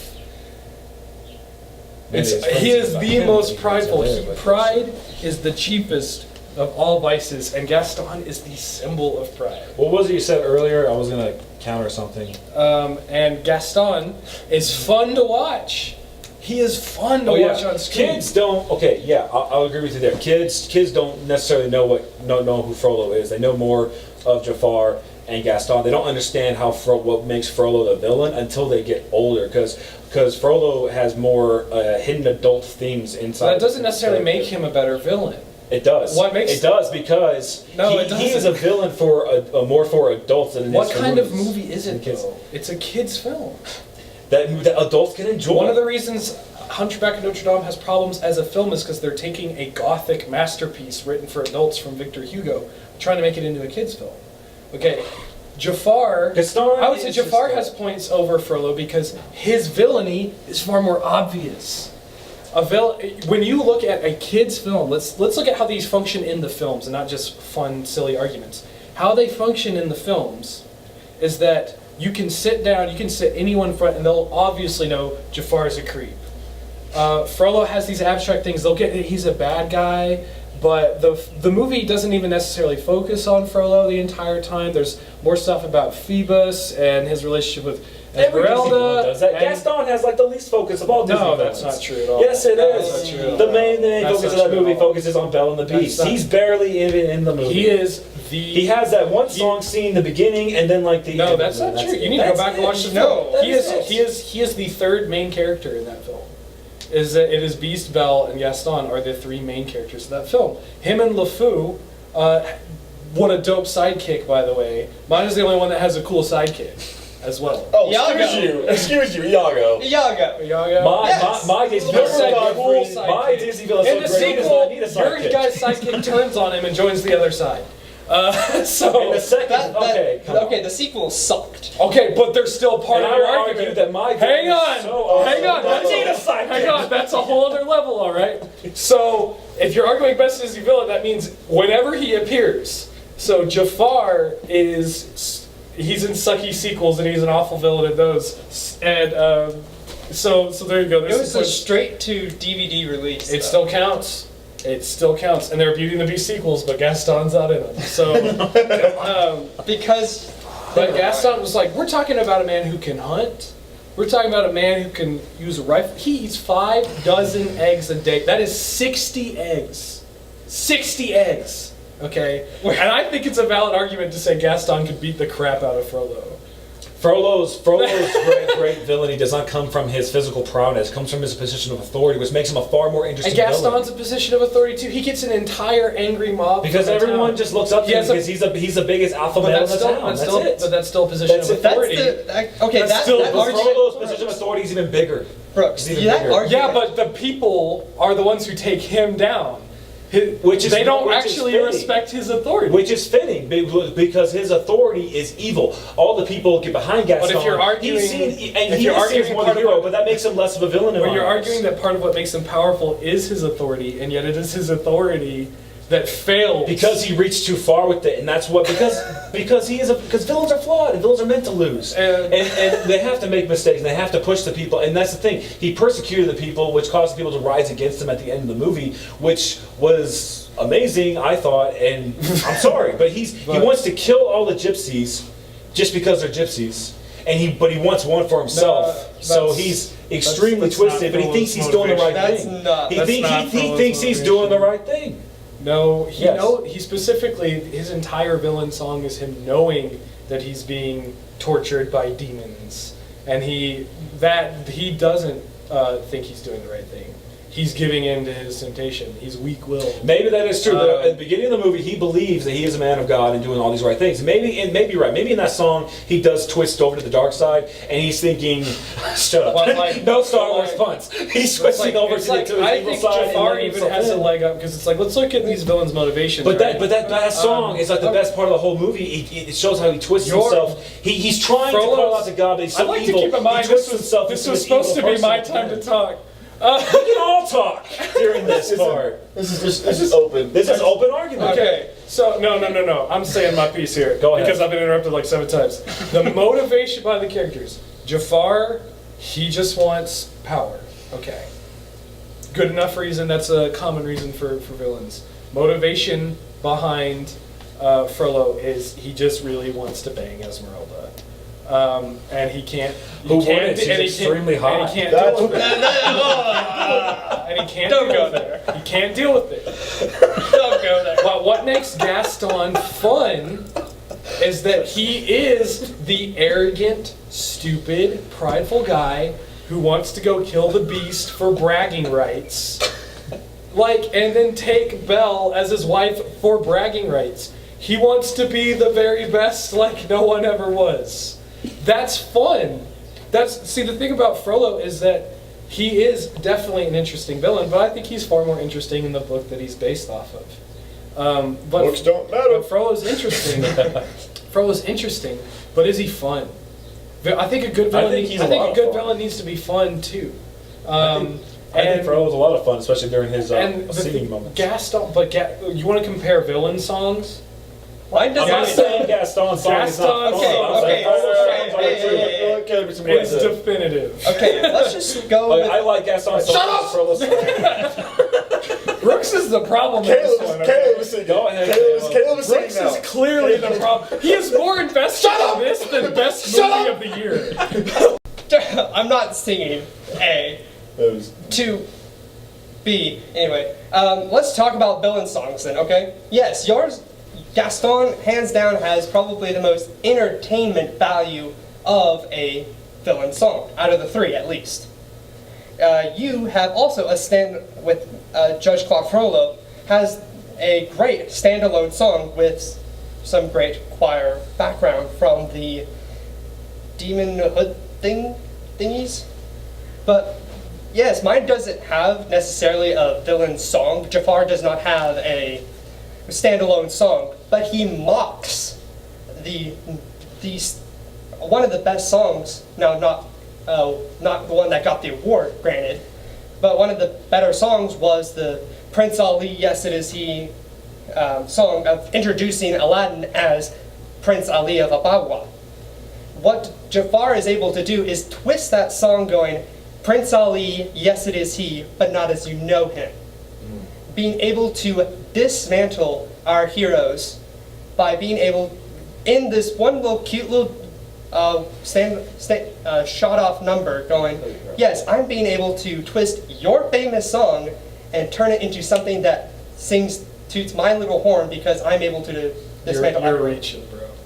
What? You're reaching, bro. Reaching? Yeah. I'm gonna reach. One, I forgot about that song. I forgot about that song. In the I wouldn't movie, even and then count there's it. a fine song. However, my villain technically has two songs. He is in the beginning of that.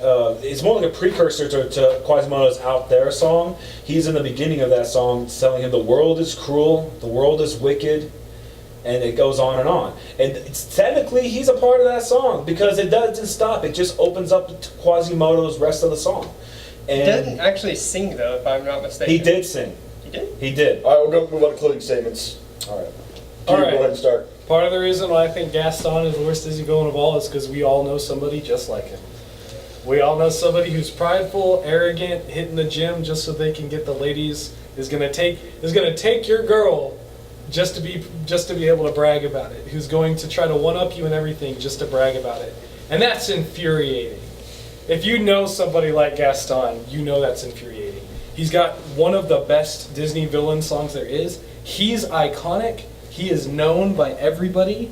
Everybody's seen Beauty and the Beast. He's from one of the best Disney films there is. His motivations are sympathetic enough to where you can understand where he's coming from, but still, because you have more information than he does, you can still sit there and still root against him. But at the same time, you can't help it. He's got this charm to him. He's got this swagger to him. And I would say, one way to look at this is you could say, okay, if you had to be one of these characters, if you had to, it's like if you were to be a villain, would you? And what kind of villain would you want to be? Would you want to be Jafar? Would you want to be Frollo, or would you want to be Gaston? I don't know. You and I have very different opinions. Gaston he's legendary. He's known by children and adults around the world because, and I think he's one of the reasons why Beauty and the Beast works so well, is because he is everything that Belle is not. Belle is sympathetic and intelligent and kind-hearted and gentle and meek and mild and caring.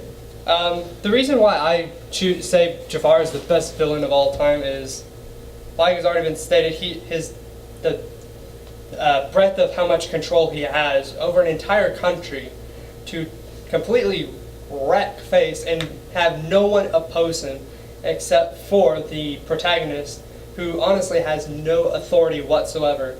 The ability that, yes, we have things like Gaston who thinks he's the best guy in the world, and that makes a really interesting character dynamic, granted, but that doesn't make him pure evil, let's just say. Where out of the same with Judge Claude Frollo, yes, he has the most adult-themed, he's from the most adult-themed film out of the Disney animated classics. But I'd say Jafar is probably the perfect balance between most well-known and the most adult-themed villain, and being able having that perfect balance, making him the best. All right, I think just because kids won't know off the top of their head who Frollo is, as far as if you ask them about Disney villains, I think the fact that kids won't remember him off the top of their heads and don't fully understand him, I don't think that goes against how good of a villain he is at all. In fact, I think he is a villain that is tailored more towards adults, and I think that's what makes him more interesting and complex.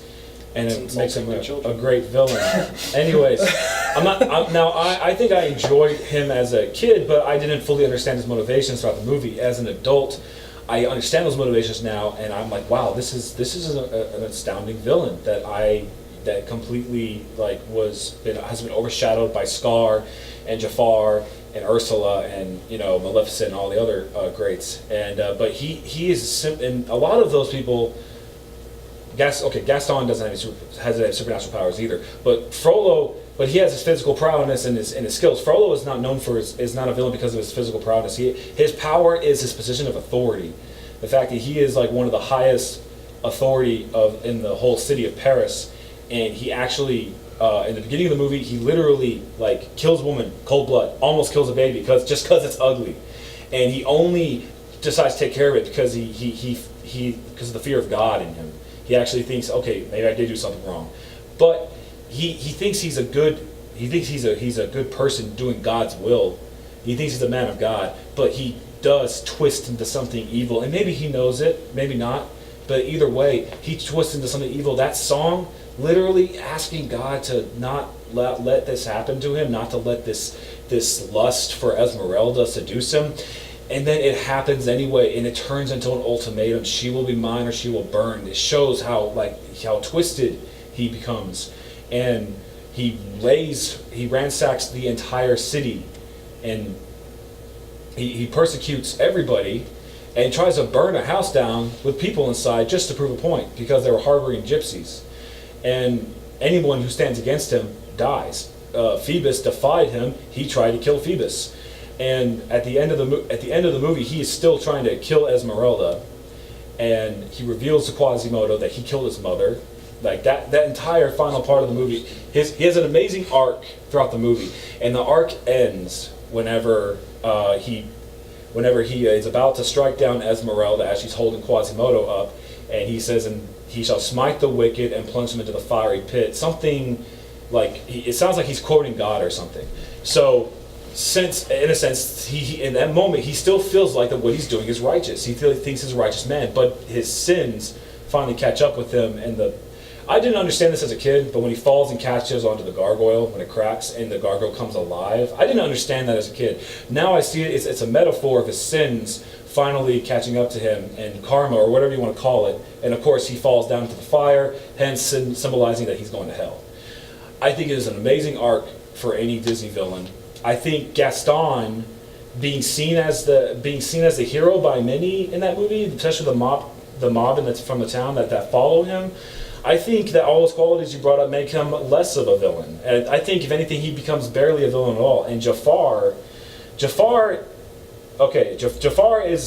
I'm not gonna lie. Jafar is a good villain, but he's not great like Frollo because Jafar has goofy moments. And I know it's Disney, but he had. Both of your villains have their goofy moments about Gaston's being in that song. It was very entertaining and whatnot. And then you have Jafar, who is he disguises himself as that old man, which is really clever and I like it. But he's more he becomes a goofy character sometimes, and he is sinister at times. No. Let me finish. It's my closing statement. I think I have something important to say. No. You're arguing. This is a closing statement. This is really important. This is a closing statement. We're done arguing. Okay. Anyways, look. To me, your villains have goofy moments, which is not bad because it's Disney and they're supposed to. Jafar going. One thing I remember from Jafar being goofy was he's saying something about what he's going to do with Aladdin, and he refers to him as Prince Abubu or whatever. And I think that's just saying his name, though. I know, but it's just Jafar being goofy. Now, Frollo has no goofiness to him in the entire film, which I think makes him more of a sinister villain. And just because he's not well known to kids doesn't make him a worse villain. I think he's the best villain because of how adult themed he is. You're arguing he's the best Disney villain based on how much he's not a Disney villain. No, I'm not. He is more of a Disney villain than the rest of y'all. Just because he's not well known, he's more understood by adults does not make him less of a Disney villain. All right. So I'm gonna give a point to Pew. Come on. Oh, come on. Y'all are so mad No. about this one. Honestly, all three, they're all. Because this is our childhood. This was actually all three of them. I think were well argued. They're all good arguments. I wish you almost got it, but then you said, when Pew said you're reaching, you agreed with him. Yes! It was yes! Because you like, your line of thinking actually was starting to convince me, because what you were trying to say there was, He doesn't need a song. out of all of them, he is the most. It wasn't really about the song, but what I was hearing you say, maybe not what you were trying to say, was that he was the one that was actually opposing. He was the only one that actually was in direct opposition to the characters. Yeah, that's what I thought he was arguing us about. Be like, dang it, that's really good. Because if had you kept going down that line, you would have got it.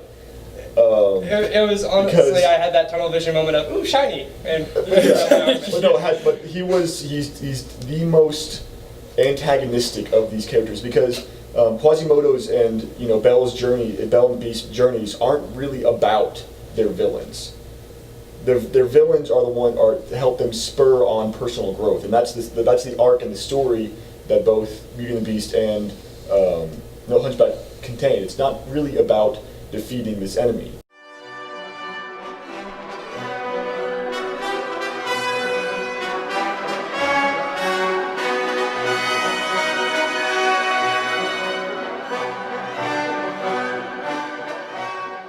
Do it. All right, so the next question, after a 6-month break or something like that. I have grown a beard since then. Yes. Is what was the worst movie of 2016? Who's starting? We'll start with Brooks. We'll start with Brooks. All right. He's the judge. This is your plan to come back after 6 months. Yeah. So We don't want all the other work to go for nothing.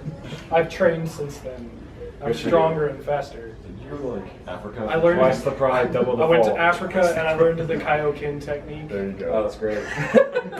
I signed an Spirit office. bomb on me, the lightning round? I've been training with King Kai. Okay, all right. So, I saw it. okay, can I? All right, let's go. All right. Yeah. This guy's got dinner to go to. I All know. right. You're just even in your own time there, buddy. They're talking. In my opinion, the worst movie of 2016 was Ghostbusters, which I believe had a subtitle, Answer the Call. And I am referring to the Ghostbusters that was remade with the female cast. Just to get that out of the way, I had no problem with the female cast. Right. No, really. I had no problem. I liked all the actresses, although I don't believe I saw Leslie Jones in anything. But I thought I was excited for Kristen Wiig, Melissa McCarthy, and Kate McKinnon, who I don't think I'd seen her in anything. She looked good in the trailers. And I thought, okay, well, this movie is definitely not going to be as good as the original, but it looks like it's going to be good. No, this movie was god-awful. It just relied heavily on trying to feature nostalgia, but it was trying to also do its own stupid thing, and it just sucked. I'll get more into it later. All right, we'll go with Caleb. Sorry, I had a stroke there for a second. Go ahead. How long have we been? Never mind. Okay, my movie was Suicide Squad, which that was a bomb just by looking at the trailers, to be honest, in my opinion. But hey, what do I know? But it was,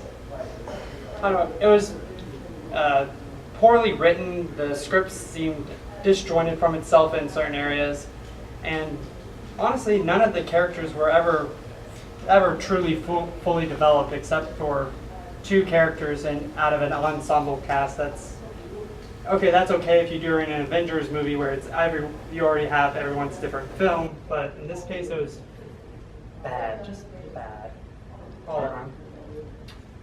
My film of choice is the dumpster fire that is Zack Snyder's Batman vs. Superman: Dawn of Justice. Not only should this movie have not existed, it exists. There's nothing we can do about that. The plot is nonsense. the characters are not developed. And I would go so far as to say that it tramples all over 80 years of history of two iconic characters and turns them into one-dimensional cardboard cutouts that aren't even different from one another. They're the same character. I would like to punch Zack Snyder in the face, and that was the closing of my opening statement. Okay. Well, to further open up into why I thought my movie was really like the worst movie of that year was that I found almost no enjoyment in it. This was one of Paul Feig's projects, and he was hitting pretty big with some big movies, Bridesmaids and Spy, he was doing pretty well. But this movie, it just a lot of stuff was forced. There was a lot of offensive humor in the movie. There's a queef joke somewhere in the movie, which is in bad taste, and it felt like it was relying heavily on raunchy humor and nostalgia, and not really creating a strong, solid foundation for itself. And if it had just done that, it would have been so much better. But instead, we just got a pile of shit with just Leslie Jones' character is like, her character is a very stereotypical. She plays a very stereotypical black woman in the movie, and it doesn't come off very well. And I don't blame the actresses. I'm sure they all do very well in other movies, but I blame the director for this, Paul Feig. When you go into the backstory of how this movie got started, and like it's all sketchy, and it was basically forced to happen with I forget the original guy's name who made the first Ghostbusters. It was practically taken away from him. He'd been trying to get a third one made forever, but Sony had just like cut him out of the deal, and they got this movie made. And they wanted this one to be a huge franchise. They lost so much money on it because of reshoots, I think, and stuff. The bad guy has like almost no character. He's not portrayed very well at all. He's not even really given a face because he's dead or something. He's a dead, evil, angry spirit. So he's possessing people, but like, and at one point he literally becomes a cartoon character. It's stupid. And in my opinion, I'm not alone in this. I'm not alone in this. I believe the movie had a man-hate message to it. It was trying to build up the feminism thing so big, it was demeaning men at the same time. Every male character in the movie is either an idiot or an asshole. Like, I'm not even kidding. Watch the movie, there's no upstanding, good male character in the movie at all. The movie's message was, women rock, men suck, deal with it. They even shoot the monster in the crotch at the end of the movie. It was just awful. So, what you guys think? Move on to Caleb. All right, so this movie, Suicide Squad, was on the coattails of your movie, which was very bad. And part of the audience, and from what I was understanding, I didn't see it in theaters. I saw it later, mostly because I'm not into DC that much. But I thought, why not? Let's go do it. And I sat there going, okay. The first scene is pretty awesome. You have a pretty good setup, clearly trying to build up on the franchise. But then it just morphed into something that didn't make any sense to me whatsoever. I mean, your plot was pretty messed up, but something about it, the introductions to each of the individual characters, that some of them had nothing to do with the plot at all for most of the movie. You get these overly drawn out introductions that happen twice in less than 10 minutes of movie time. And then the ending, the main villains have no real depth or creative licensing. All the other villains that we get to see, yes, they are two-dimensional, nothing really much into them, but at least they had a point to do something. These villains were just there. They destroyed some of the. No. Brain just blanked out for no reason. My bad. Oh yeah. The characterization was very poor. Then we have. What was the Joker's name in this movie? I just blanked out. Jared Leto. Jared Leto. Thank you. I was going to say Heath Ledger, but I knew that was the good Joker, not the bad one. Yeah. Anyway. Jared Leto's Joker. Loretto. Jared Leto. It's okay. Jeez, just let him speak. It's fine. I don't know what's going on today. Anyway, his character was very poorly handled by the actor himself, which I believe all the cast members just hated his guts and even filed restraining orders against him, if I remember correctly. And then the ending was, okay, can we please just end this movie now? And it was nearly 2 hours of my life I'll never get back, which I've watched pretty bad movies, and that one, no. Just don't make me watch that again, please. I have selected Batman vs. Superman: Dawn of Justice for 3 main reasons. Plot, characters, and what I like to call Zack Snyder's obsession with moments rather than scenes. So, some of the fundamental problems for why this plot just does not work. The main conflict is set up by the idea that Superman went to the desert and is being accused of shooting people. Can I ask a quick question? Are you mainly talking about, it probably doesn't matter, but are you mainly talking about the theatrical or the extended? We are judging these films based on how they were at release. Okay. Because theatrical. if we want to have a discussion about how extended editions are not Yeah. reason to forgive, because I will still attack the extended edition. Okay. Because I've seen it. All right, we'll do once they're released then. A man who can literally shoot lasers out of his eyes is not only being accused of shooting people, people believe that he shot people. That does not make any sense within the universe that Snyder has even constructed. He's completely breaking his own rules already. Everyone has this understanding that Superman's godlike, they're even worshiping him, and yet they believe that he would just shoot somebody rather than throwing them through a building or melting their face with a laser. There is no difference fundamentally between the characters of Superman and Batman. They are not foils of one another. They are not opposites. They are both melodramatic, edgy orphans who are just trying to decide whether or not humanity is worth saving. They're both vengeful, they're both angry. I would say not only is that not the character of Superman, that's not really the character of Batman either. That is a narrow-minded reading of what the character of Batman is over the 80 years of his history. And a narrow reading of what the character of Superman is over the 80 years of his history. The line that I think really sold it to me that Zack Snyder fundamentally didn't understand these characters is when Superman says to Lois Lane before he flies to go confront Lex Luthor, "No one stays good in this world." Real quick, it was Batman. He was going to confront me, yeah. Either way, It's just... when I think of Superman, I think of a particular issue in which there's a girl standing on top of a building about to jump. And suddenly she hears a whoosh, and there's just Superman behind her, and he just wraps his arms around her and says, "You are so much stronger than you think you are, and I believe in you." And she turns around, and she cries, and she hugs Kal-El and says, "Thank you." Is that the same man who would say that no one stays good in this world? Is this a film that understands the history that it's trying to replicate, or is it using the titles of 2 recognizable characters to make money, to start up a cinematic universe to compete with Marvel?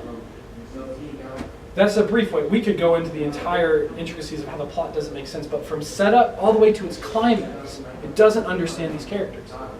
Which is a segue into the idea that the characters don't make sense. Lois Lane is a one-dimensional character. She's a headstrong reporter, but we don't get to see any depth to her. Batman and Superman function in the exact same way. That's not Lex Luthor. I'm sorry. I don't care if they pulled a fast one and said, "Oh, that's Lex Luthor's son." That is not Lex Luthor. Lex Luthor is tall, suave, commanding, charming. Not someone who fumbles to give a speech at a charity dinner. That's not Lex Luthor.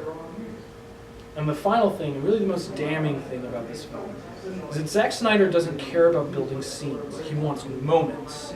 He wants things that you can splash on movie posters. He wants things that you can think of this one shot and say, "Oh, wasn't that cool?" He's been doing this since Watchmen and 300. But he doesn't want to. He doesn't earn those moments. He wants that shot of Batman and Superman staring each other down without the proper development of the character, without a plot that makes sense. He hasn't earned that moment. He hasn't built a scene around it. And while Suicide Squad was bad, most of those characters outside of comic book fans, they're not going to know. Everyone knows Batman and Superman. And everyone has a perception of who they should be. And this is a true story. When I went to see the film in the theater, Lex Luthor states the line, if God is all good, he cannot be all powerful. If God is all powerful, he cannot be all good. And a little 8-year-old boy sitting behind me grabbed his mom and started crying and saying, "Mommy, is that true?" That should not be happening in my Superman and Batman movie. An 8-year-old should not be questioning the problem of evil in regards to theism. Zack Snyder is not trying to make a comic book film. He is trying to prove that he is a pseudo-philosophical intellectual and is willing to trample over 80 years of pop culture history in order to do it. And that is why that film is unforgivable, because Suicide Squad sucked. But Zack Snyder just ruined that 8-year-old's idea of who Superman is. And I will never forgive someone who took a symbol of hope and turned him into a symbol of depression and angst and anger. All right. Any rebuttals against? Start with Brooks on rebuttals. To save for time, I say we all just start into our closing. Quick We closing. can do rebuttals. It's fine. Okay, sure. I agree with a lot of what you said. I just want to state that a lot of that. Start. I don't want to come out and try to say you're wrong about all that, because you're not. A lot of that you're right about. Both of these movies could have been done so much better. All of these movies could have been done so much better. The thing is that y'all's movies have. Y'all, as bad as they were, they have redeeming factors. They're entertaining to watch. The stories are bad. The plot sucks. For Suicide Squad, I really like the actual squad members, the actors and how they portrayed them. That was actually kind of cool. All right, I'm not even gonna get into Jared Leto's Joker, because it was his own thing. Wanted to be different, whatever. And he failed very miserably. The story sucks, I'll give it that, but it was fun to see those characters, like those actual characters, because even if they aren't like on point with what their characters are in the comics, I don't know how different they are, but it was entertaining to see them. I agree the story sucks, but I love the characters. For Batman v Superman, yeah, the story sucks, it's a mess, doesn't make sense, but it was really awesome to see Batman kick a lot of ass, and the warehouse scene alone almost makes that movie worth watching. And Somebody likes moments more than scenes, I guess. it was a scene, and it was an awesome scene. Unearned moment. No, for me, both those movies have redeeming factors. My movie has almost no redeeming factors at all. There's nothing good about it. Okay, let's see, how do I want to go this? Okay, y'all both have, what I kind of find kind of interesting is both of y'all's movies had destroyed a memory, which memories are important to a particular fan base. You had the original Ghostbusters that was completely crapped on, to be honest, in many ways. Okay, well, I want to rebuttal to that, but never mind. You just go. No, I mean, I'm the judge. I'm not. You're basically saying crap to my childhood. No, It the just- movie crapped on the memory of an entire fan base is going, oh, great, Ghostbusters. What just happened here? Moments. I guess so, because whenever you refer to Ghostbusters, we got to think about that movie. So yeah, the memory's kind of tarnished. Yes. Okay. Sorry, doing both Ghostbusters at the same time. You have nearly 80 years worth of comic book history that has been destroyed with this gloomy, depressing I wouldn't film. say destroyed, but Tarnished. How's tarnished the word? no. What I'm saying is Zack Snyder just didn't care about the history. I'm not saying it's not still there. Yeah. I'm referring to like what the movie goer is going, hey, you just tarnished a memory of Sure. this, Superman, the Man of Hope, all of this good stuff. Those are all great, and they are terrible movies, but it's the fact that this one comes out of nowhere and goes, hi, I'm the redheaded stepchild, look at me, look at me, look at me. I'm like, what, why are you even here? Your characters don't make sense. Yes, there are some actors that did decent in their roles. I will give the actress of Harley Quinn a pretty, I a nod going, hey, you did okay in most of your scenes.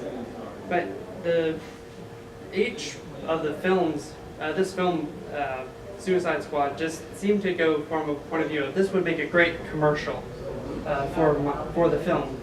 And for part of the movie, I was like, oh, are we doing another commercial for the movie I rented off Redbox to watch? No? Oh, looking at the DVD? No, we're actually watching the movie. Wow, this is going to be bad. And I just couldn't like it at all. With Superman, or Dawn of Justice rather, you have Wonder Woman, which yes, admittedly comes out of nowhere, plot-wise, but she does well at keeping the fight in the finale intriguing in some way.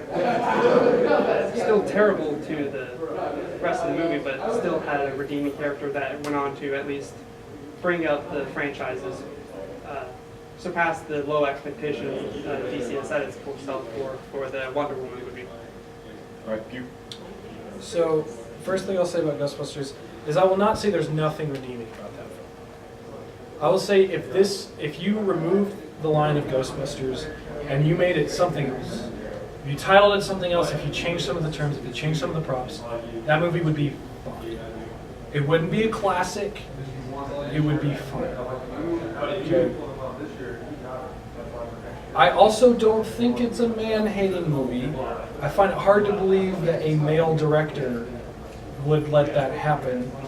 I find it hard to believe that a production company that the entire the entire board is predominantly male would also let that happen. Let's be honest. Whether or not you agree with some sort of patriarchy, I just don't think men would produce a movie bashing men, just like women wouldn't produce a movie bashing women. And even if it did, I don't know if that's enough merits to discredit the film. There are films that can have messages we disagree with, but they're still good films. So I don't think that's enough reason to discredit it. I think if you were to remove the Ghostbusters coat of paint from that movie, it would be a 6 out of 10 buddy comedy. Probably forgettable, but maybe have a cult following or something. Suicide Squad, I'm sorry, nobody cares that it wasn't good.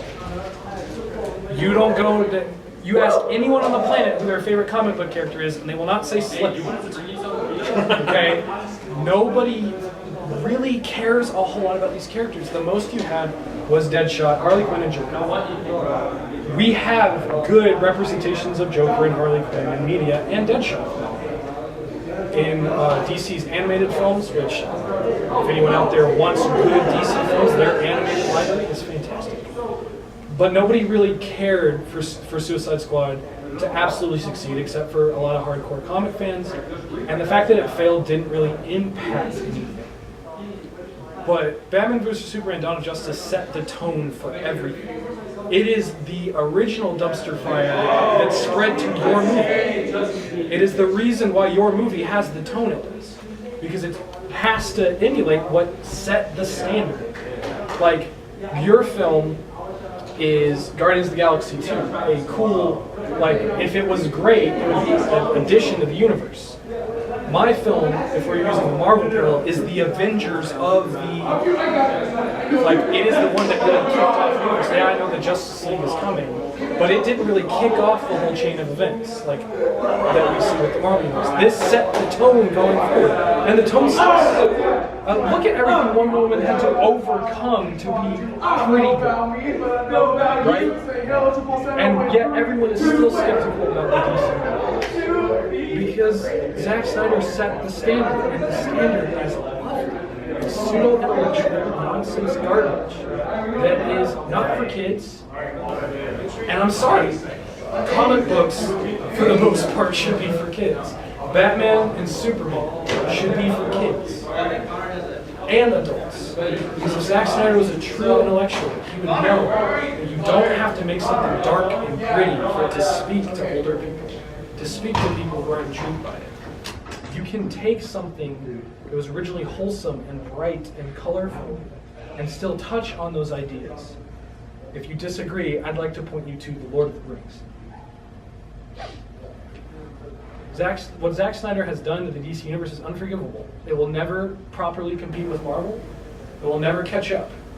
And adding jokes to the Justice League movie will not fix that. Because he doesn't care about scenes. He cares about moments. He doesn't care about characters. He cares about costumes. He doesn't care about emotion. He cares about what cool shot he can get for the trailer and for the poster. And he is so self-absorbed. He had the audacity to not only shove these religious metaphors into the film, he had the audacity to release it on Good Friday. Zack Snyder is pretentious, full of himself, and his movies are showing it, and it is driving these characters into the ground when I wanted to see them succeed just as badly as you did. But I'm sorry, I will never forget the face on that 8-year-old as he realized this is what Hollywood has become. That's all I have to say. Closing statements. Start with me. Yep. All right. You got a minute. Okay, Judge. All right, so I got too much to say. I need more than a minute. You got a minute. Damn it. Probably less. Okay, it starts when I start talking. You started talking already. Oh my God.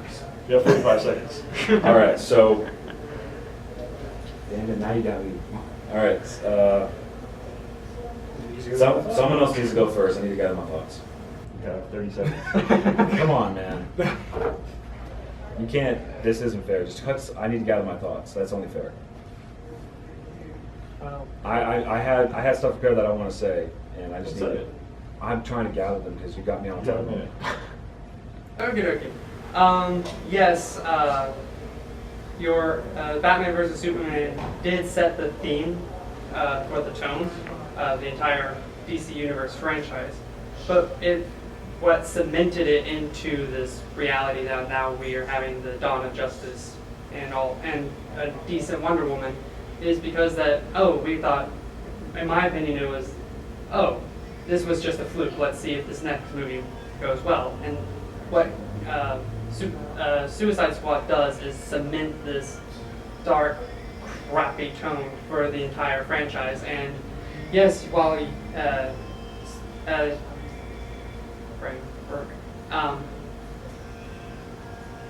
Ghostbusters, there you go, does have its own brand of stupid comedy. It just doesn't compare to the fact that it cements an entire tone for an entire franchise. The first thing I'd say, if we're going to speak about how these films have an impact, Ghostbusters' damage is done. There was an attempt to start a Ghostbusters film universe. It has since been canned. Okay, your movie's a spinoff. It's not going to lead to anything else. It is a spinoff from what was leading toward other things, and that's what we're getting from Dawn of Justice. Because here's the thing: there's things that cannot be changed now. Even as decent as Wonder Woman was, you can't change the visual style anymore.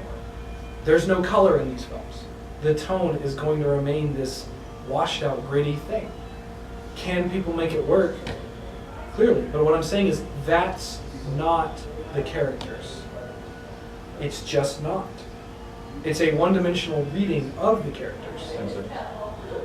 To me, Batman vs. Superman and Dawn of Justice is simply unforgivable because it doesn't eliminate the history of these characters. It just disregards it and uses it as a format. All right, so I don't think the fact that if you would take away the Ghostbusters title from the new Ghostbusters movie would make it a fine film, because it's just riddled with Ghostbusters everywhere. They have the logo everywhere on it, and I don't think if you just it's because it's called Ghostbusters, it was automatically doomed or whatever, but that doesn't mean that if you just change the title, it makes it okay. It doesn't. It still would have been an awful movie. Also, Paul Feig, I'm not letting talk. Also, Paul Feig, it is rumored that he actually hates men. It's rumored that he had horrible experiences with boys growing up, and he just loves women. All right, just because he's a man doesn't mean he won't subconsciously put a man hate. I don't even know if he did it deliberately. I don't know if he did it subconsciously. All I know is that I see a man hate message in the movie. I am not alone. There are people on the internet who believe so too. Even women think there is. 10 seconds. Even women think there is. Also, both those movies have financial success and they have redeeming qualities. Mine Mine did not, and I can never watch it again. I can still watch those movies and enjoy them, and I think everyone else can. Also, the cameos in my movies were very forced and stupid. I feel like that should be fact checked.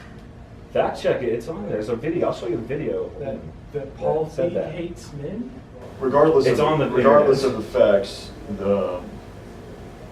Caleb, I liked your arguments. I personally hate Suicide Squad. It's the only one I've actually seen. Me too. It's not a great movie. However, I don't think you addressed the core issues of what made that in a as well as the other groups other arguments did.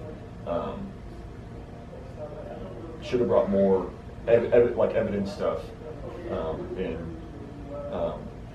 Brooks, while I haven't seen Ghostbusters,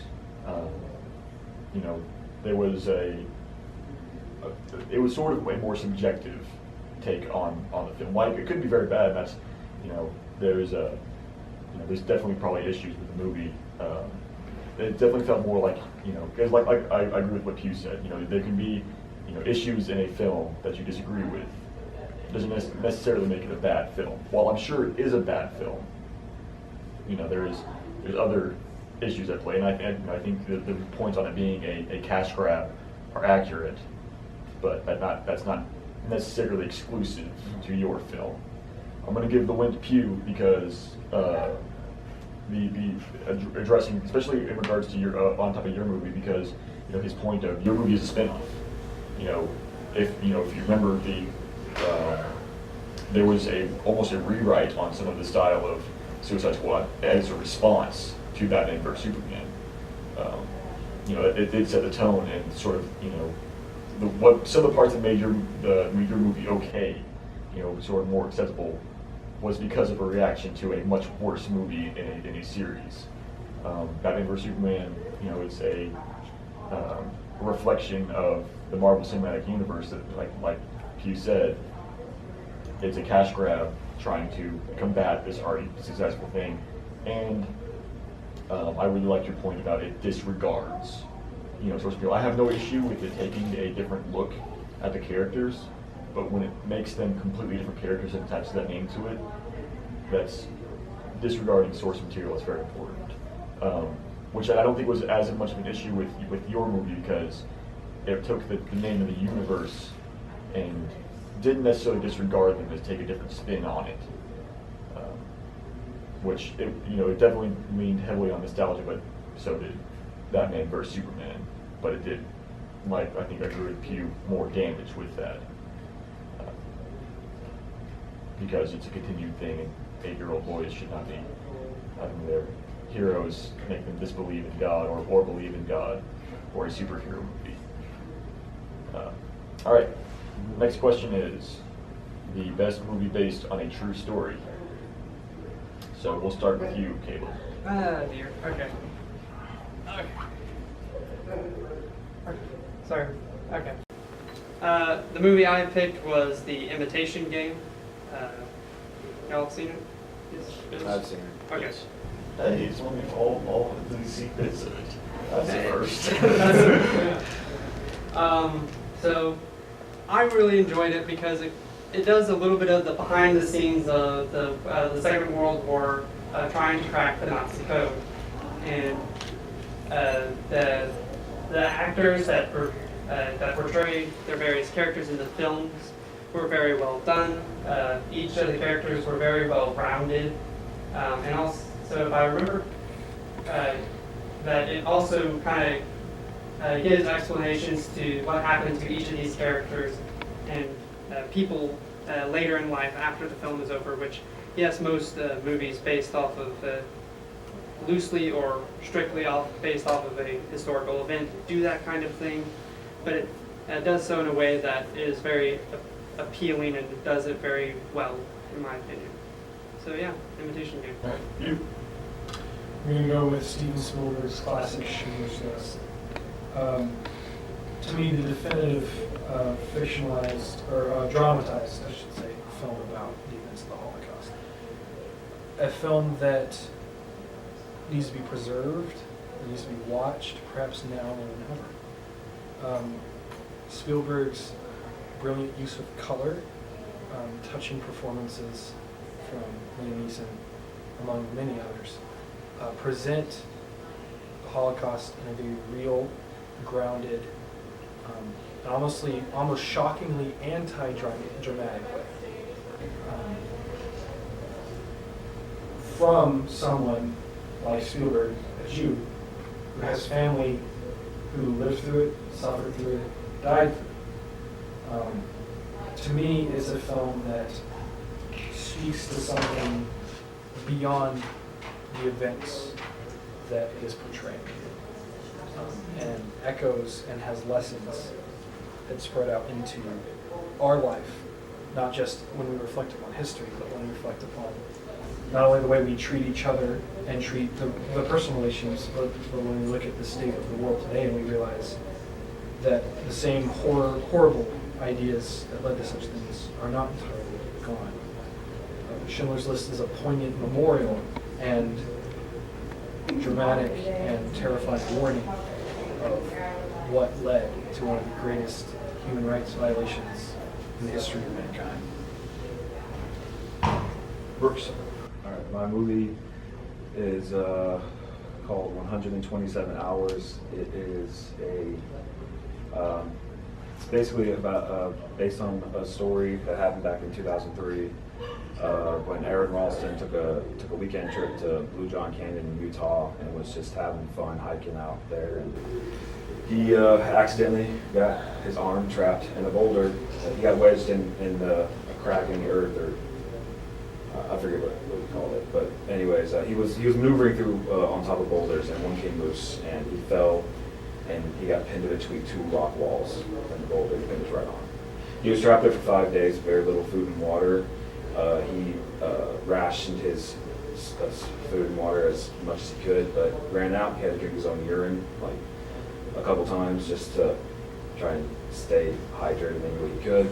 And on the 5th day, he finally was able to find out a way to break his bones and tear his arm apart and amputate his arm and make it with safety. And this movie is, I think, really well done, because it actually you're with him every step of the way. You're with him when he wakes up and when he gets his things together. You're with him he's on the drive, he's excited, he's heading out. It's just, he said, oh yeah, it's just me and the music and the night. Yeah, I love it. And he's recording himself, and he goes out and he's having tons of fun out there. He finds these 2 girls that are lost, and he is familiar with the area, so he helps them find their way, and then he goes off on his own way. And he's just having fun out there, and he wasn't expecting any danger at all to happen. And James Franco portrays him very well in the movie. Like, they look very similar, down to the hair, to the clothes, to the build, like exactly what he looks like. And Aaron Ross himself was impressed with how much James Franco how much effort they did to make him look like him.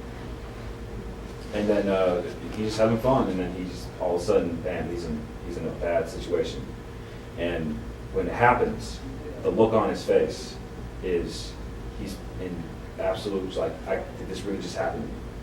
And he needs a moment to process it. And then, like, when he goes in, and then it shows him freak out. He's trying to free himself, and then he's exhausting himself because he's trying to hit the boulder and trying to free his arm, but he can't. And he almost drinks all his water afterwards, and he stops himself. Oh, I'm an idiot, I shouldn't have done that. So he has only a little bit left, and he has to make it last. Anyways, it really puts you in the situation. It makes you understand what it was like for him and how horrible it was. And some of the movie it feels a little weird because it cuts into a lot of like weird trippy shots, but it's kind of I think the director's point was to show that he's probably hallucinating at this point because he's so starved. And he lost 40 pounds throughout the whole ordeal. So. Okay. So, the basic premise of the Imitation Game is to show how a group of an ally cartographer. No, that's not. Cryptographers. There we go. Cartographers is something completely different. How they want to crack the Nazi code in order to save millions of lives throughout the war by intercepting the Nazi messages, decrypting them, and maneuver the armies in a way to win the war quicker. What's really interesting to me about the entire film is the way that the main actor, Benedict Cumberbatch, portrays the style of this this man who has a person who has almost a lack of empathy towards the world, but still cares enough about it to want to do something about it. He mostly says that he's out for just wanting to crack the greatest code of all time, at least in his day and age. But you kind of see why he wants to do it. You see how he had, he was driven for, if I remember correctly, it's been a while since I watched the movie 6 months ago in preparation for this, but now it's been 6 months ago. So, forgive me. I really very much enjoyed it. It brought each of the characters brought their own heart to each of their individual characters, and yes, while it doesn't show any great terrors of the Second World War, but it brings the intellectual intrigue of how do we stop this great, almost unstoppable army by working behind the scenes, and it's just really captivating how you see Cumberbatch's character evolve as the movie progresses, going from just this isolationist, I don't want anything to do with anybody because I would rather just do math all day, to he starts collecting a group of friends and continues to grow, and even though he's in a day and age where he's homosexual, and in that day and age it was completely unacceptable, and trying to wrestle with that. And I find that very intriguing, or found that very intriguing. To me, I will only briefly summarize the plot because all of our films are based on true events, but I think I'd rather not argue about the historical events themselves, and rather discuss the films. Schindler's List tells the story of Oskar Schindler, a German official in Nazi Germany who has a change of heart, decides to save as many of the Jews from the Holocaust as he can, but he can only save so many. And so he must make a list of who he will save. The entire decision rests in his hands. Now, Oskar Schindler can be identified as the main character, but what I really think is so intriguing about this movie is that you could argue the main character is the Holocaust itself. Spielberg gives the event itself this kind of life, like it's a character that you're watching change and develop on the screen, and all of these other characters are merely playing their role in the life of this horrifying event. It's often that films about this topic tell the story from the perspective of a survivor, a Jew in hiding, a minority in a concentration camp, or an American soldier liberating one of these horrible, nightmarish places. But it's rare that you see a film told from the perspective of a German. A German who has a change of heart. See, the whole film is black and white, with just the exception of a few shots. And I think Spielberg was trying to say, and a message that's important to hear is, this event wasn't so black and white. It wasn't just pure good guys and bad guys. There was grayness to it. There were Germans who, did they believe Hitler? Maybe not, but they just went with it. And the film gives this excellent warning of course, there are people who are tyrannically evil, like Adolf Hitler. But nothing what they do is possible if it isn't for the banality of evil. The kind of evil that comes from people just going along with things, just going with the flow, just accepting the predominant voice in their culture. Until one person, like Oskar Schindler, takes a second and steps back. And it's in that moment that we see a girl in a red dress, the only colored thing in the entire film, walking along the street holding the hand of her mother. Later on in the film, as Schindler is at his lowest point, there's a pile of clothes. Not much attention is given to them, but we see it's all black and white except for one red coat. Girl did not make it. There's no fanfare. There's no music playing. There's no dramatic scene of watching her take her last breaths. It's just the way things work. It's the reality that Schindler had accepted for some time and then decided this is enough. He refused the banality of evil. That's the message we need to hear now.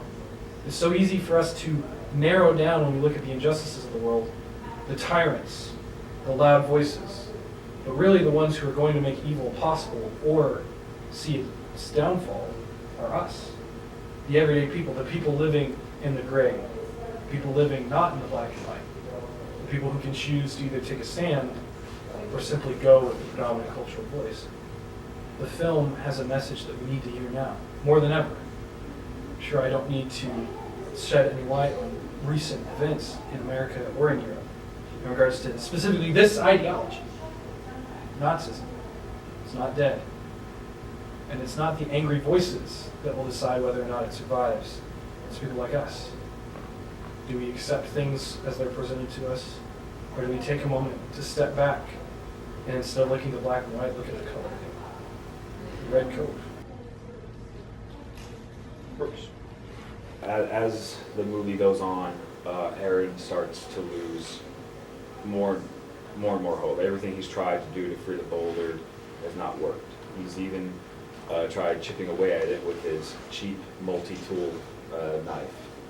And but the movie is not without comedy, without a little bit of comedy, because he has to try and stay upbeat. So at one point in the movie, he actually is talking to himself, but he's filming himself and he's pretending he's on a talk show, and he's talking about a lot of stuff that's really funny about like, oh, am I right in assuming that if my friend reports missing, then they're going to put a 24-hour hold on it, so I'll become missing midday at Wednesday at the earliest, which means I'll probably be dead by then. Oh, that's great. So at that moment, he realizes there's no chance of anyone finding me. If I'm going to live, I got to get out myself. And each attempt he makes to get out, it doesn't work, and he loses more and more hope. And he doesn't want to cut off his armor first, but when he finally realizes that's what he has to do, he tries, but he can't. He can barely mark his arm up because when he chipped away at the rock, he doubled up his knife. And he can, so at this point, he's lost all hope. He's exhausted all his food and water, and on the fourth night, he goes to sleep pretty much believing that he will die. Like he will die in his sleep, or at least he hopes. But he wakes up, and he sees a little boy, and he sees himself playing with a little boy. And this is a premonition in the movie, and this was Aaron having, and this did happen in real life. Aaron says this is true. He had a premonition of himself playing with his future son, and it gave him the drive to try again. And then he had an epiphany: I can break the bones in my arm if I apply some torque and leverage. And he does. And each time he broke it, he laughs hysterically, like, yes, I did it. And then he starts tearing away at his arm, which is believed to be like it's almost the most unwatchable. For a lot of people, it's the unwatchable part of the movie, because it is full on, like, gory. He's cutting through his arm, there's blood everywhere. They even show him sever the nerve string in his arm, which he described to be as, it's like the worst pain imaginable about times 1,000. So he gets his arm free. He gets a makeshift tourniquet from his camel pack. He wraps it up, and he heads on his way. And he's like, he's out of the woods yet. He's got to find some help. And then he luckily found a thing in the ground that he could hook his stuff up to, and he rappelled down a cliff side with one hand. And then he found the dirtiest, muckiest puddle of water you could ever see. It's so disgusting. But he fell face first into it and was just guzzling up the water. He was that dehydrated. And then he fills his water container up with it, just chugs away. Fills it up again and walks off. Has to find help or get back to his vehicle, hopefully, which he doubts he can, because it's a long way off. So he's falling down. He's struggling to move on. He finally sees people and calls out to them. And he's found help, but he's got to go to the hospital. He's in the middle of the canyon. He's found help, and they're giving him food and water, but he just cut his arm off. And so it still doesn't look good. And then a search and rescue helicopter comes and gets him. in the movie, it's not explained why.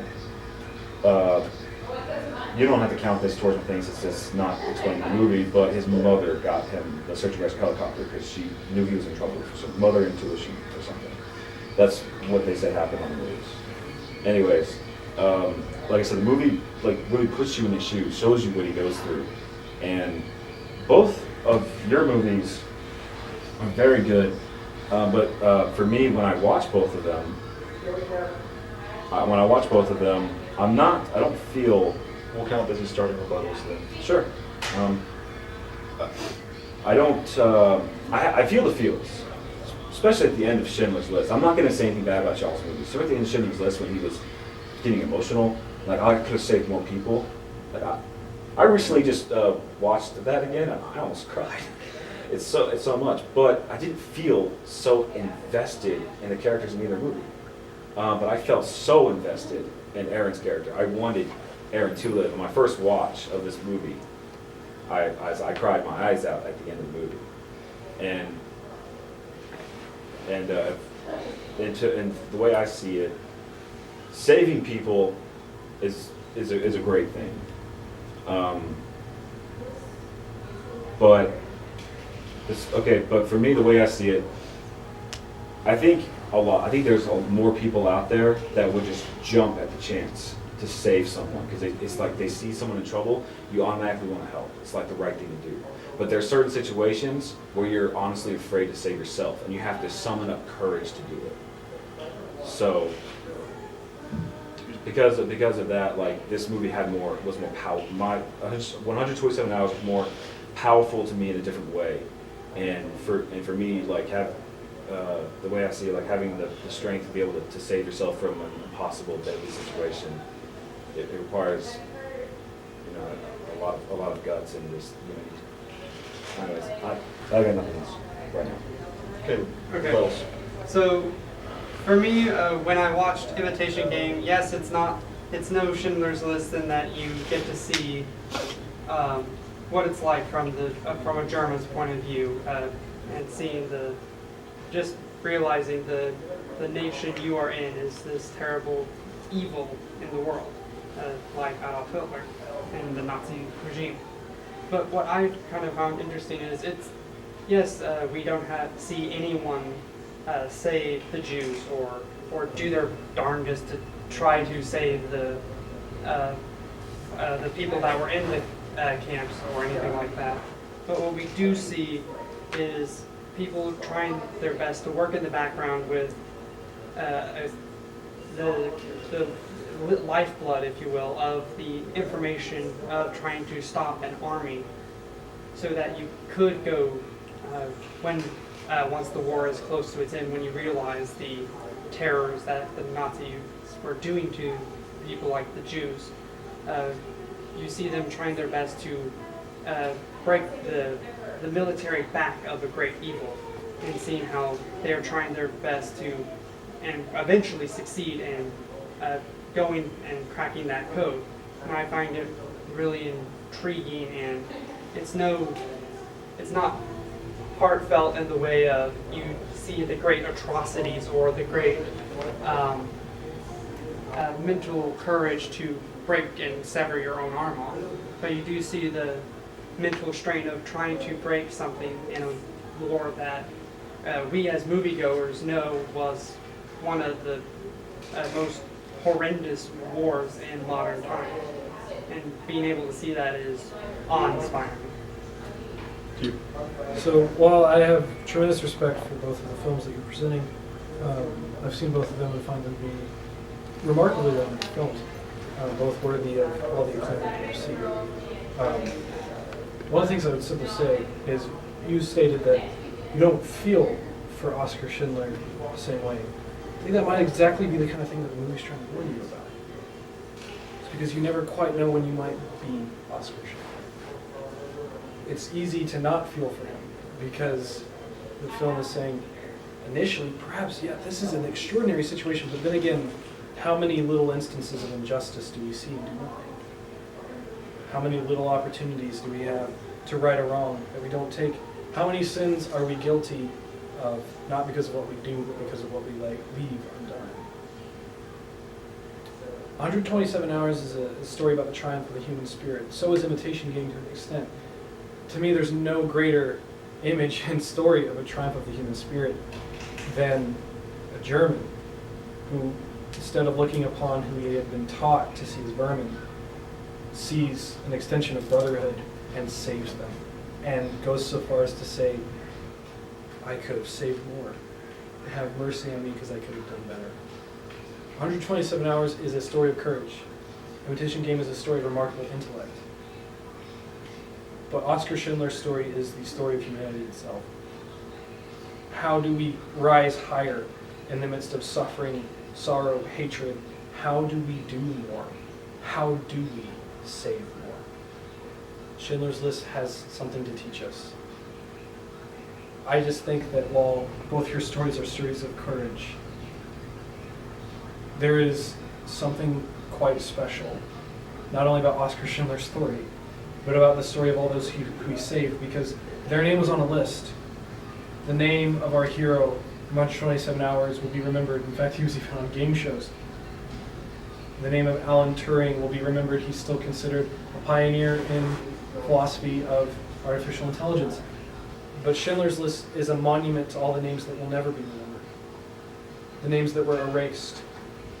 The names that were destroyed, gone, wiped out by one of the greatest evils mankind has ever known. And even it's Oskar Schindler looking at the list, realizing that some of the names that won't be on there will be forgotten. And it's our job to remember it. And Spielberg has given us a tool to remember those who have been forgotten in the form of this film. Closing statements, Brooks. We got 1 minute. 127 Hours is a story of courage, but I don't think it's just about a story of courage and triumph of the human spirit, which it is. It's also a story of redemption and resurrection, in a sense, because this character, he neglected to let anyone know where he was. It's implied heavily that he doesn't answer his family or friends' phone calls. He doesn't really tell anyone where he's going. He likes to be on his own.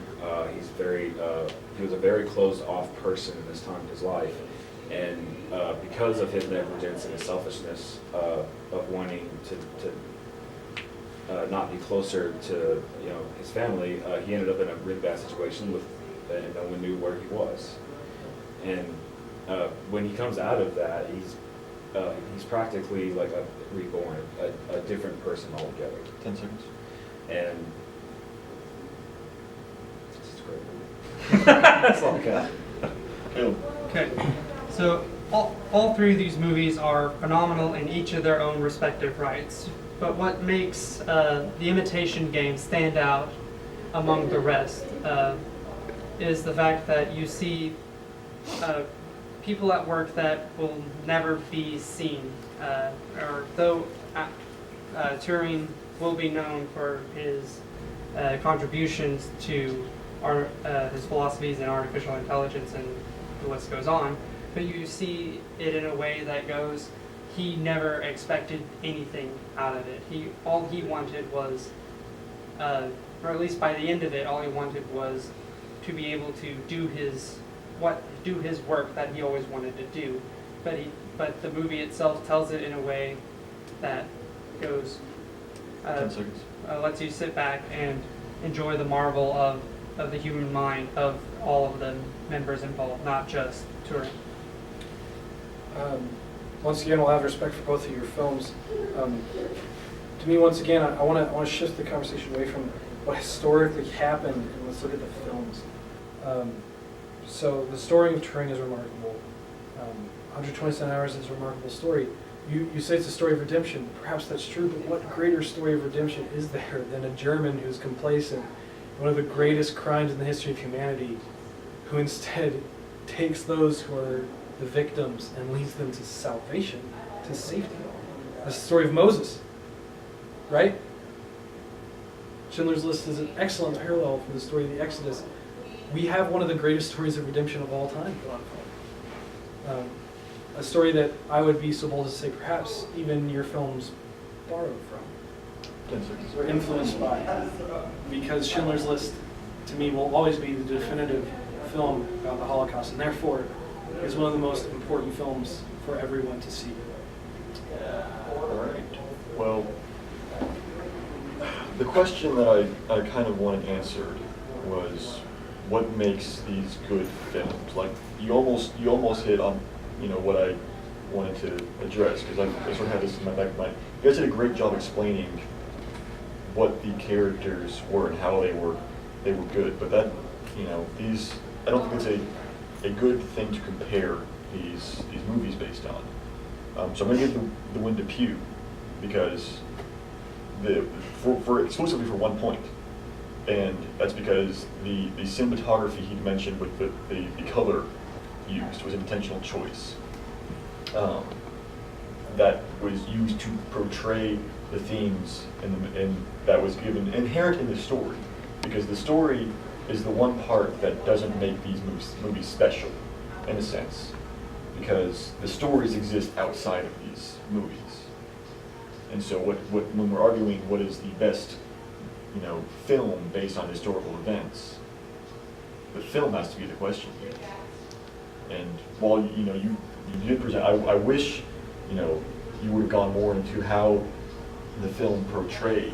Like you almost got there. You almost got there with talking about how it was intentional. That it was sort of, there's one character and sort of you're with him the whole time. But I wish you would have gone more into how that was portrayed on film, because I actually haven't seen any of these movies in the entirety. But as far as looking at the film, the films that presented to me, I wanted to, I couldn't find words to describe. yeah, and that's I'm sure it's there, but Pew managed to vocalize it, so I'm going to give the win to Pew. I knew that. Also, you guys were back to a corner. Who's gonna argue against Schindler? Yeah, I knew he was going to win this one because I was thinking, okay, it's Schindler's List. This movie is practically legendary, and Yeah. it's Michael arguing. The first lightning round question was inspired by yours truly. Who is the best Ryan in Hollywood? Ryan Reynolds. I'm gonna go with Ryan Gosling. Okay. I almost It's the only two I know, so rock and roll. All right, Brooks. Ryan Reynolds is hilarious. He has brought us many great movies, and he is the perfect. He's the perfect Deadpool. He's amazing. He's funny. He's done action movies. And he's also so damn good looking. So, All right. I'll say Ryan Gosling is versatile. He's been in films anything from horror to action to musicals to drama. He's a versatile actor. He's pretty good looking as well. And come on, the performance in La La Land, I'm sorry, is going to be a classic. It's just fantastic. Ryan Gosling is evolving as an actor and will only continue to evolve. And I'm excited to see where he goes. All right, I think I'm going to give points to Pew for we're about. Oh, wait. Oh, I'm sorry. It's already over, man. I mean, for me, lightning round was like a minute long, so that was what I was thinking. Go ahead. All right, Probably just it starts when I start off. Yep. Heart of the cards.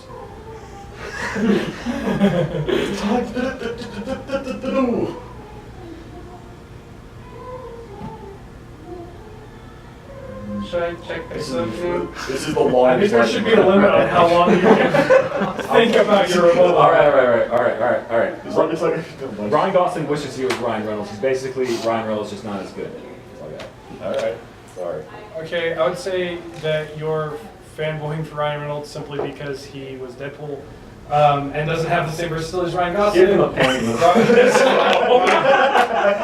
Are we going to do the rest of the questions just for funsies? I couldn't think of anything negative about Ryan Reynolds. I'm like, you just like Deadpool. I think that's fair. That's a remote. You did get this one win off Deadpool. So, I hadn't mentioned Deadpool. I felt like. yeah.